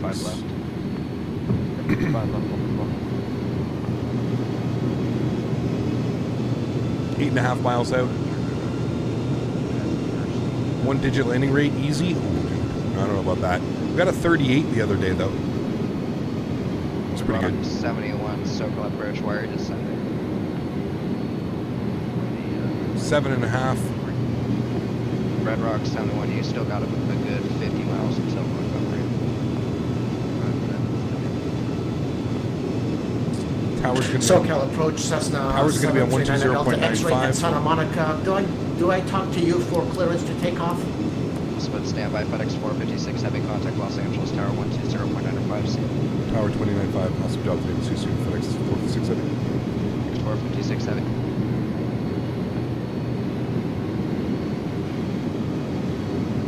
Tower, good afternoon or morning. FedEx 456 heavy. ILS 25 left. FedEx 456 heavy. Good afternoon. LA Tower. Winds 25010. Press 1 25 left. Clear line. 25 left. Clear land. Thanks, FedEx 456 heavy. All right, 136. Bump back, bud. Thanks, man. It's been a while. All right, flaps are full. 5 miles. We're getting fully configured. Looking good. Joystick cam's going on. Enjoy the arrival, friends. 13, turn left on Alpha Alpha, cross runway 24, left, make a left on Echo, Echo to the ramp. Alpha Alpha, cross 24 right, Echo to the ramp, Southwest 13. My airplane. All right, landing checklist, gear down, 3 green, flaps are full, ground spoilers are armed, cabin crews advised. We don't have a cabin crew. Auto brake is set. We have the 4 mechanics on board who are advised. Let's go ahead and get that butter into LAX. It's been a while. Oh, there's that wind updating. Oh boy.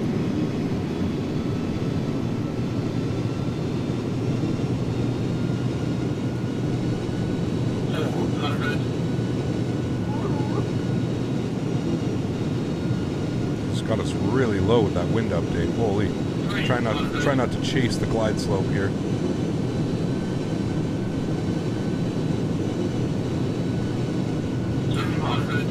Continue. Gets us really high again. Tower United 52, ready to go 25 right. United 52, runway 25 right, line up and wait. 5 right, line for wait. Yeah. It's 1855, continue on Bravo for me, hold short of 25 Oh right. man, we got to go around. We ballooned it like crazy. Well, there's our go around. Hello? Roger, we'll go down Lima and hold 25 right. Oh no. FedEx. Okay, well, let's pretend like we went around properly. My auto throttle was literally stuck. Hold on. I'm going to spool them up. Let's do a go around. We'll pretend that we did this properly. We'll do a go around because that was not supposed to happen. I shoved the throttles forward, but they didn't want to go. And now we're like stalling it out almost. Okay, there we go. Now we're climbing. And Tower FedEx 456 Heavy is on a go around. FedEx 456 Heavy, I did not see anything. I'm to maintain 2000, fly heading 501, well actually contact departure now, 124.5. All right, runway heading, or sorry, 250 and heading up to 2,600. And we'll go to approach FedEx 456 Heavy. All right, heading on.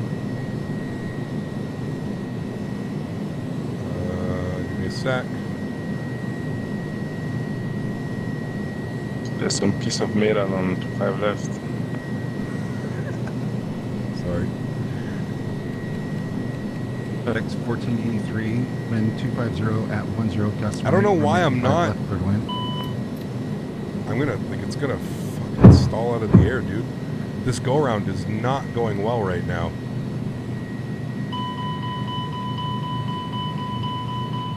FedEx 1483 LA Tower. Okay. I don't know what.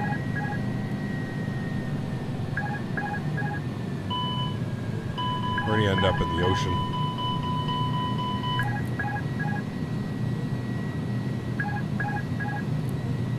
Why are you not climbing? Okay, hold on. We gotta go to approach. Request holding short runway 21, requesting transition I can't gain any speed. Whiteman Airport. FedEx 1483 Heavy, contact Los Angeles Tower 120.95 C. 1483 Heavy, Los Angeles Tower on 2095. Good night. I can't put flaps up because we're gonna just blow through. We're gonna stall. 241, turn right heading 160. If flaps come up. Right heading 160, United 241. Okay, you're gonna chill airplane. You're gonna try and kill me. Okay, now I can start getting some flaps up. Approach GPS 450. Sorry, FedEx 456 Heavy is on the go around 2600 250 heading. FedEx 456 Heavy, SoCal departure, radar contact flighting at 236, climb, maintain 5,000.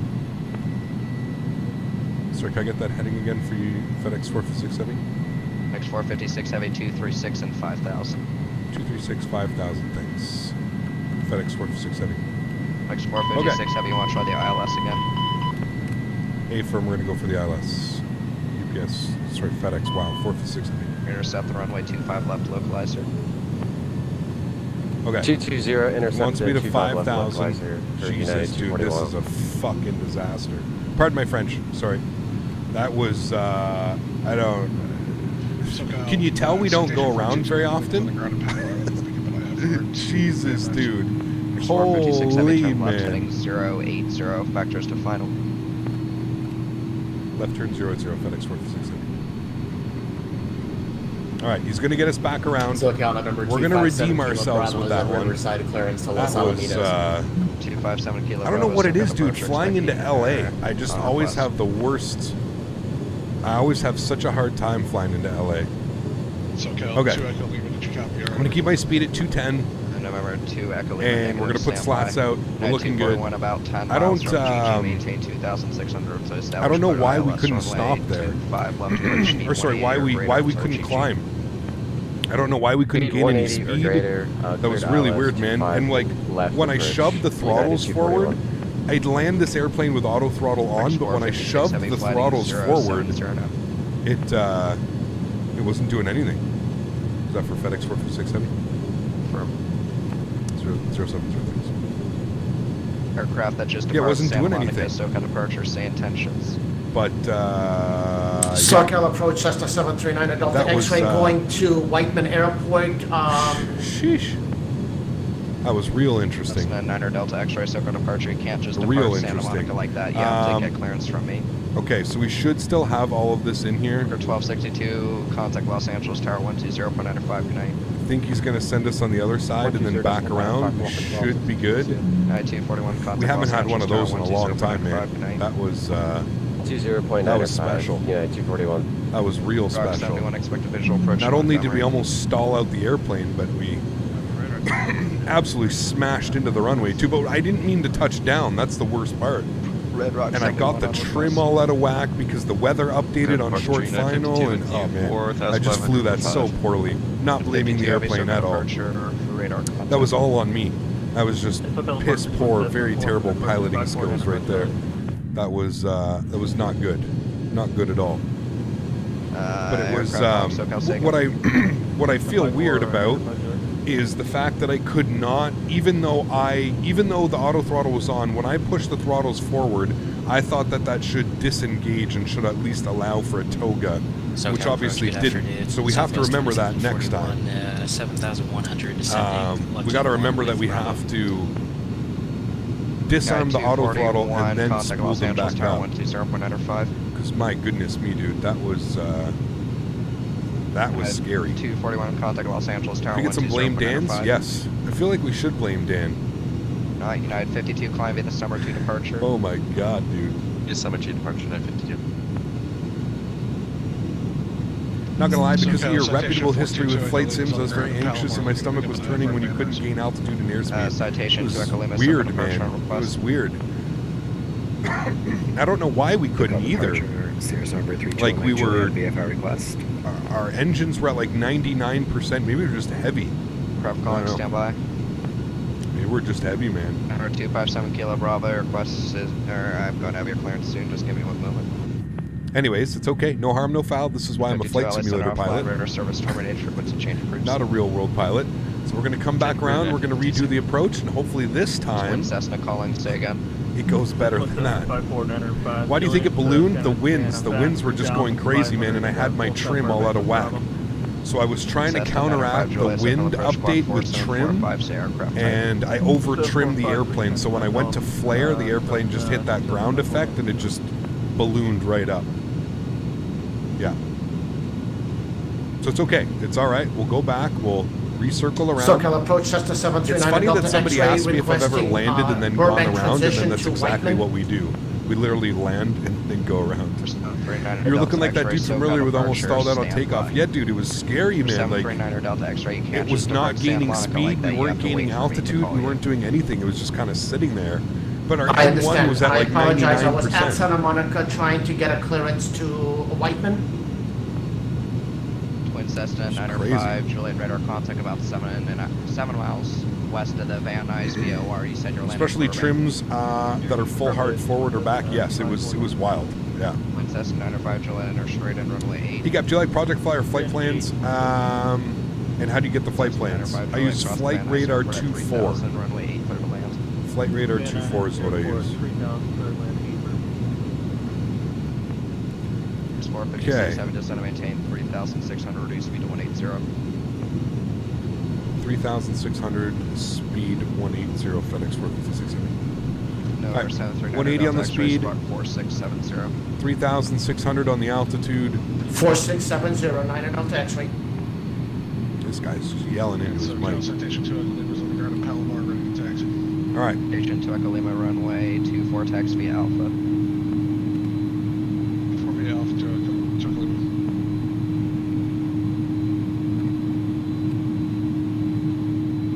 Okay, cool. I'm going to send us direct to gate. I'm going to insert that. Should set us up on our approach. SoCal approach Cessna 739. It's gonna be on the Delta best X-ray account Canada requesting 2022? clearance through, Oh, boy. I don't know why that guy's so through loud, Charlie, Burbank man. Airspace for Whiteman. 739 Delta X-ray, radar contact 3 miles north of the Santa Monica Airport, say altitude. Do you have to pay for Flight I Radar am 24? at You can pay, or I think you can use the 1,700, freeware one. Or you can use Flight FliteAware. FliteAware.com is a good one. Roger, say aircraft type. How do you see what trim you need for landing? It's You a don't with this Skyhawk, airplane. 172/uniform.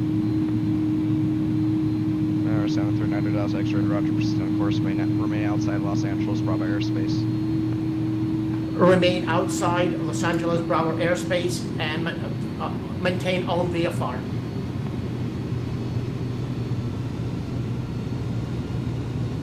All right, ground spoilers are armed, auto brake is set. Required. We're good. We're through that. He's going to give us a left turn here in a second, I'm sure. Want to check as he piled us slant uniform. This approach is definitely. I always have issues flying into LA, man. Landing 110, maintain 5,000 vectors to final. I always have issues into LAX, dude. I don't know what it is. Maybe it's because it's LAX and it's like, ooh. 456 heavy, turn left, heading 350 vectors to Always final. got issues in LAX. Jim, what's up, man? Been a while. Good to see you. Huge snow floaty to you. Thank you very much for the 10 bomb. 456 heavy, left, heading 350 vectors to final. Left 350, FedEx 456 heavy. 456 heavy, you can actually make that left turn all the way to heading 280, intercept the runway 25 left localizer. Keep that left turn going 280 to intercept 25 left localizer, FedEx 456 heavy. Thanks, Jim. Appreciate you, man. Huge snow floaties, dude. Thank you, thank you, thank you. All right, we're going all the way back around. Our approach speed's going to be the same, 136. All of that is the same. So, Cap, during New Year's celebration, can we play your most failed landings? 257 Kilo Bravo, clearance. I don't know. Be a good one.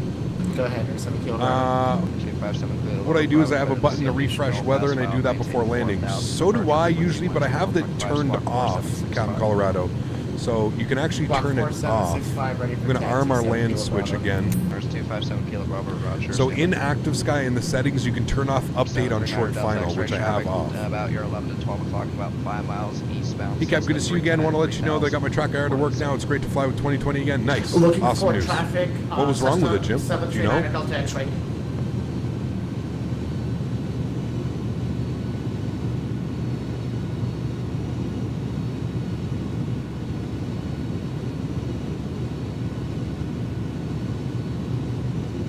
All right, there's localizer, there's glide slope.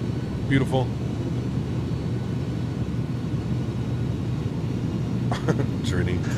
Cessna 739 I think landings like this just go to show you that I am human sometimes, right? 739 It's very normal to not have the best of landings. I mean, look at our landings yesterday compared to look at our landings today. 360 to Burbank. You know, we had absolute perfect landings yesterday, and today not so much. We've been a little bit harder than normal into Oakland, and then we don't need to explain what just happened here. Awesome, eh? At least I it do works. not have them in sight. 9 least it Delta works, my X-ray. man. 739 Delta X-ray, Roger. Make a left 360 for sequencing. Left 360 for sequencing. 9 Delta X-ray. SoCal Citation 2 has a little bit of request. Citation 2 Echo Lima, stand by. All right, 9 miles, gears down. Flaps 20. Kilo Bravo, runway 27, taxi via Alpha Charlie. Alpha Charlie to 27 Kilo Bravo. Controller has extreme patience. He does. Yeah. 739 Delta X-ray. 136. Land wind 1208. Runway fully 8 cleared to configured. land. 9 Delta X-ray. Next 456 heavy cleared ILS, runway 25 left, approach contact Los Angeles Tower 120195. Go to ILS 25 left over to tower 12095 again. Great job, man. Thanks. FedEx 456 6 heavy, thanks for flying. See you. Tower, hello again. FedEx 456 heavy at ILS 25 left.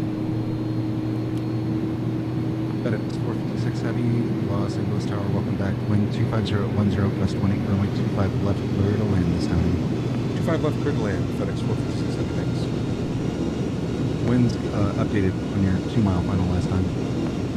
Yeah, it was pretty bad. That's exactly what happened. All right. That's the story we're sticking to on this side of the road. And we already went through the runway inspection. That's all good. Awesome. Good news. Thanks, FedEx 456 heavy.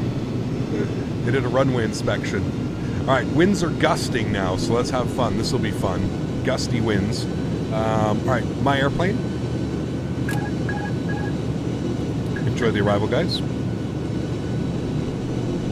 All right, landing checklist. Gear down, 3 green, flaps and slats are full, auto brake is set, spoilers are set. All right. Let's put it down this time, shall we? And properly. Not get all over the glide slope.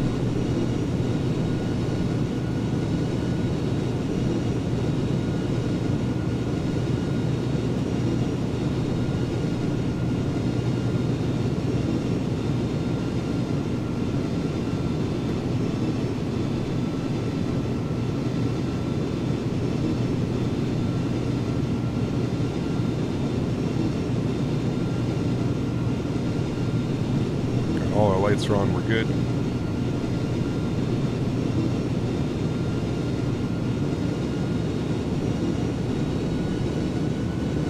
Try to maintain 2 white, 2 red all the way in.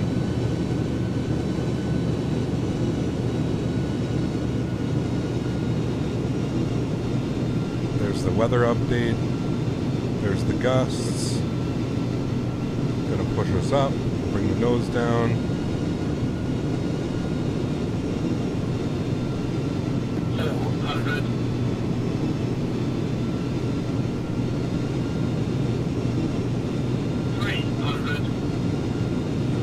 Low, hold the nose.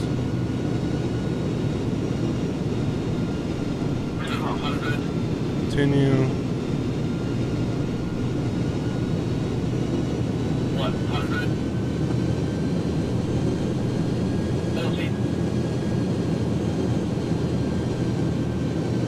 You guys looking at this? 20. 10. 5. There's really nothing I could do there, guys. The weather is just being all over the place. It literally almost stalled us out on short final there again. This is kind of what's going on with X-Plane weather, where it's all over the place. That was not good. Not good. But we made it down. It's one of those things, man. The X-Plane weather is literally uncontrollable, and sometimes, like, you saw what just happened. Like, I had no control over that. Absolutely no control over that. The weather is just, it's still just being absolutely bananas. But there's the curse again, the LAX curse, man. It's one of those airports. I don't know what it is, especially flying this airplane. It just truly messes me. And the weather was perfectly fine till we hit about like 500 feet. FedEx 456, the curse is going to go away someday. We just got to get you to fly in here more often. Alpha 8, Alpha to the FedEx parking. Alpha 8, Alpha to the FedEx parking. Thanks for full ATC, man. We'll catch you soon. And we'll get it soon, right? We just need more practice. FedEx 456 heavy. Yeah, you guys reporting out, or are you calling it a day? It's that X-Plane weather, man. It's just so unforgiving sometimes. The weather phenomenons have been crazy. If you were here about 2 weeks ago, there was a glitch in Microsoft Flight Simulator. If you flew into LA, it would basically give you a microburst over the finals. You can only imagine how that was. Well, that's fun, yeah. Straight downdraft of 80 knots on a 2-mile final. Weird, Smitty. I don't know. I don't know what would be going on with that. That's weird.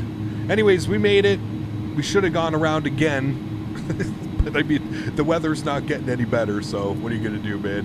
One of those landings, friends, I don't even know what the landing rate was. All I know is we had like a 17-second float or something, and I'm pretty sure we touched down outside of the touchdown markers. So, yeah, that's gonna be an interesting one. Definitely an interesting one. What a crazy day, man. I had no clue the weather. Like, the weather just on the go around. The weather just went to absolute shit. 2956, hold short at Alpha. On the go around. Winds are now 250, 11 gusting 18. Wild, man. Absolutely wild. One of those days, dude. One of those days. Hey, Cap, at least you landed. The bird is down and you can't win all of them. Hey, man, that's it. You got it. That's it, dude. You can't win them all. I don't know what this guy's doing. The Iberia CRJ. Interesting. Maybe he's a private jet or something like that. I don't know. You gonna replay the go-around? Yeah, I'll try and replay both, to be honest. I mean, it was pretty much the same thing. The same thing happened. We just ballooned like crazy, man. Pretty much the exact same thing happened as the first approach. It was pretty wild. Jaden, take care, man. Hopefully I'll catch you on Thursday. We will be back.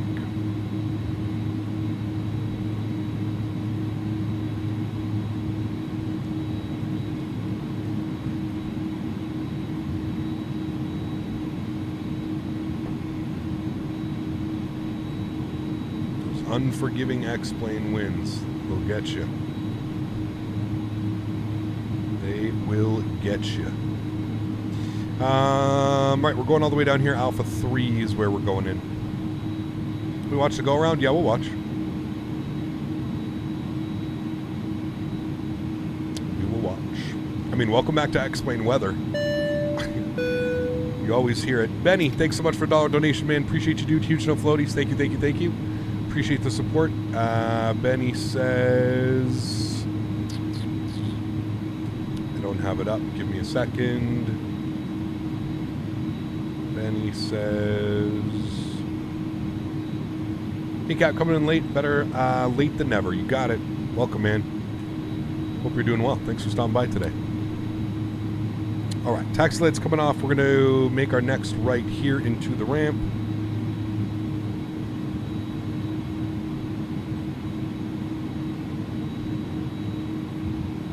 Alrighty. And we'll go park right under the FedEx sign right there. APU's on, gens are on. Ignition system can go off. APU bleed on. Okay, we can kill engine number 2.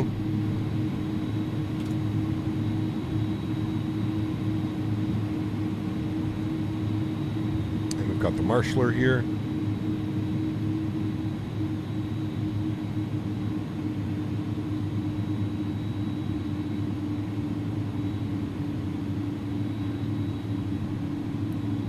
I feel like it's like dying to like the aircraft, like should be able to coast no problem on one engine there.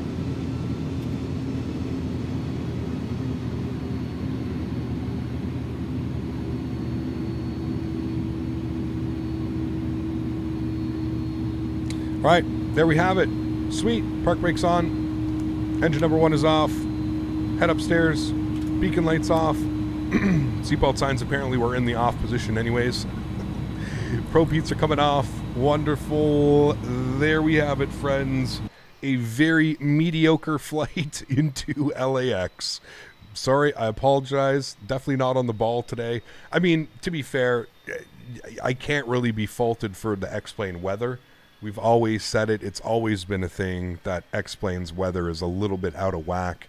In my personal opinion, a 7-knot gusting should not have that effect on an airplane. It's 7 knots gusting versus a 130,000 ton or 130 ton aircraft. Again, I'm not a real world pilot, but I have a hard time believing that 7 knots of wind would cause that effect on a big airplane like that. But it was fun.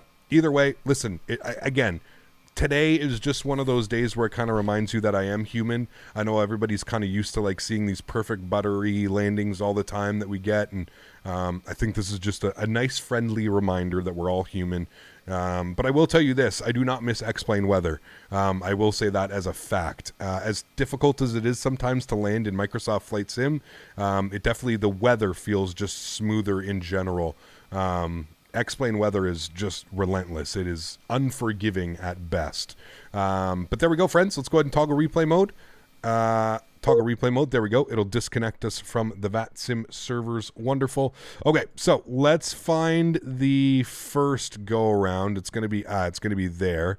So let's find that. Back.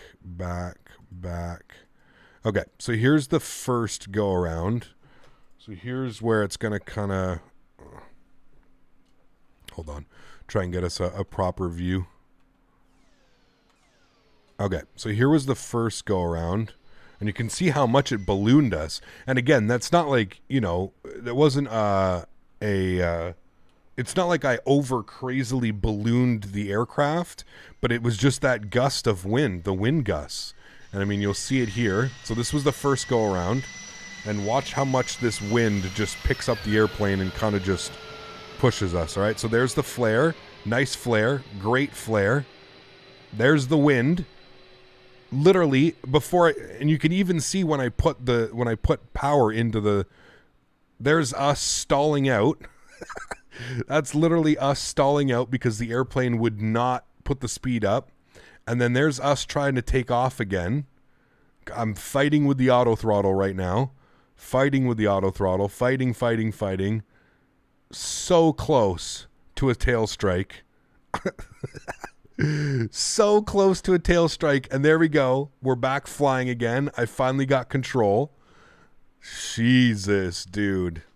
X-Plane, man, you're just ruthless sometimes. Just ruthless. Let's check that out one more time. That was painfully bad, dude. Like, holy shit. It's crazy, man. It's crazy, dude. The winds, man, they were just gnarly. Like, that's what, and like, hear me out, right? Like, I think we can all agree that like a 7-knot gusting wind should not do that to an airplane. Like, that's like, come on, man. That's 7 knots of gusting wind. There's no way 7 knots basically makes the airplane fly again. Do you know what I mean? Like, there's no way like it should be doing that. There's absolutely no way that 7 knots would cause the airplane to do that. That's me trying to pitch up and get the airplane to actually go anywhere. That's me finally getting control of the auto throttle and pushing it forward. And then trying to lift off for a good while. The FAA would have declared that X-plane weather was at fault. There we go. I'm okay with that. Almost the tail strike. So close. You see me just feathering, trying to get it airborne. And there we go. We're back airborne. And I don't know why it wasn't climbing, why we weren't gaining speed, why any of that stuff wasn't going on. But anyways, there we go. And I'm pretty sure we're going to witness the same thing. Here's us coming around on the go-around. And I'm pretty sure we're going to witness the exact same thing here. Oh, my God. Please load. Thank you. Yeah, I'm pretty sure we're going to witness the exact same thing here of us coming in. And you're going to see the same thing. The airplane's just going to balloon and float. You can already see the winds working on the airplane. You see me fighting with the pitch control. We're going up. We're going down.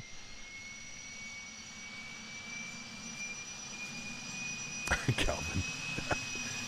Look, that's us almost stalling out. And then there we go. Another massive burst of gusts, and we're flying again. And now this is me trying to fight the airplane down, fight it down, and there we go. Finally getting it to touchdown, half decently, but still not even that great. Wild, man. Just absolute wild weather. That is my one complaint about X-Plane, is the weather is just wild, man. We went from, like, hold on, can we see here? Look, just watch the throttle, okay? Or sorry, watch the speed. Watch how our speed basically disappears. Look at that. That's the speed. We just lost 15 knots, okay? And then into our flare, oh, look at that. We gain, what, 10 knots? And then we completely lose it all again. And now it stays at the approach speed. It's going up. The throttles have been cut and our speed is going up. And there you go. And then we touch down. Wild, man. I mean, that almost could have been wind shear territory. Like, we're close to wind shear, especially on short final right here, where I have to, like, flare like crazy right here. So right about here. If you watch the speed tape, watch, we're going to lose about 15 knots in like that. And that's where the over flare starts, right here, right there. We literally lose 15 knots in half a second. And you hear the engine spool up, and then we basically level ourselves out because now we're 10 knots above VREF speed. That's, yeah, that was special, man. That was a special one, my amigos. And we land just outside the touchdown zone. Plenty of room to touch down, but still, yeah, that's a real interesting one, my amigos. Definitely, definitely one for the books. We haven't had one of those in a while, and I think somebody said it well. Somebody's like, "Yep, welcome back to X-Plane," and I think that, yeah, I don't think we could have said that any better. We totally just got explained today. We've got a proper explain, and this is kind of some of the issues that we have with X-Plane 11 is the weather system, the way that it currently works. It's just not very good. It's just not very realistic either. You know, it's kind of all over the place, and it puts you in these weird, awkward positions. And anyways, you can't win them all. That's why I'm a content creator and not a real world pilot. I don't have to worry about the stuff of the real world. I just get to have fun in my simulator. And boy, oh boy, was that fun indeed. It's always good. Again, it kind of shows you guys that I am human. I don't have those perfect landings every single time. There are some landings that just don't go your way. That's just the reality of flight sims, especially when you're bouncing back between sims. There you go. So anyways, friends, that's going to wrap up today's live stream. If you haven't done so, please don't forget to smash down that thumbs up button. If you haven't done so as well, don't forget to hit that subscribe button. Some wonky arrivals today, my friends. But hey, what are you going to do? It was a lot of fun. I hope you guys had as much fun as I did. Thank you, everybody, for tuning in today. I appreciate it. Happy Monday. We'll just say that X-Plane had the case of the Mondays today, and that's what caused that. Because my goodness me, that one was fun. Anyways, guys, hope you guys have a wonderful Monday. No streams from me tomorrow or Wednesday. I will be back live on Thursday. We're going to be back in the PMDG 737. We're going to be flying into San Diego, so it should be a lot of fun. I'm looking forward to that one. We're going to take a look at the fresh update. Should be great. Anyways, guys, thanks for coming and hang out. Really do appreciate it. Hope you guys did enjoy. And I look forward to seeing you guys all on Thursday. To all my mods, donators, sponsors, thank you all very much for everything that you do for the channel. Without you guys here, none of this is possible. So thank you all very much for your support. I truly do appreciate it. To everybody else who can't afford to donate using a monetary value, still want to thank you guys just as much. Thanks, everybody, for coming to hang out. I appreciate all y'all. And I hope you guys have a great week, and I look forward to catching you all on Thursday. Happy landings, my friends. Peace.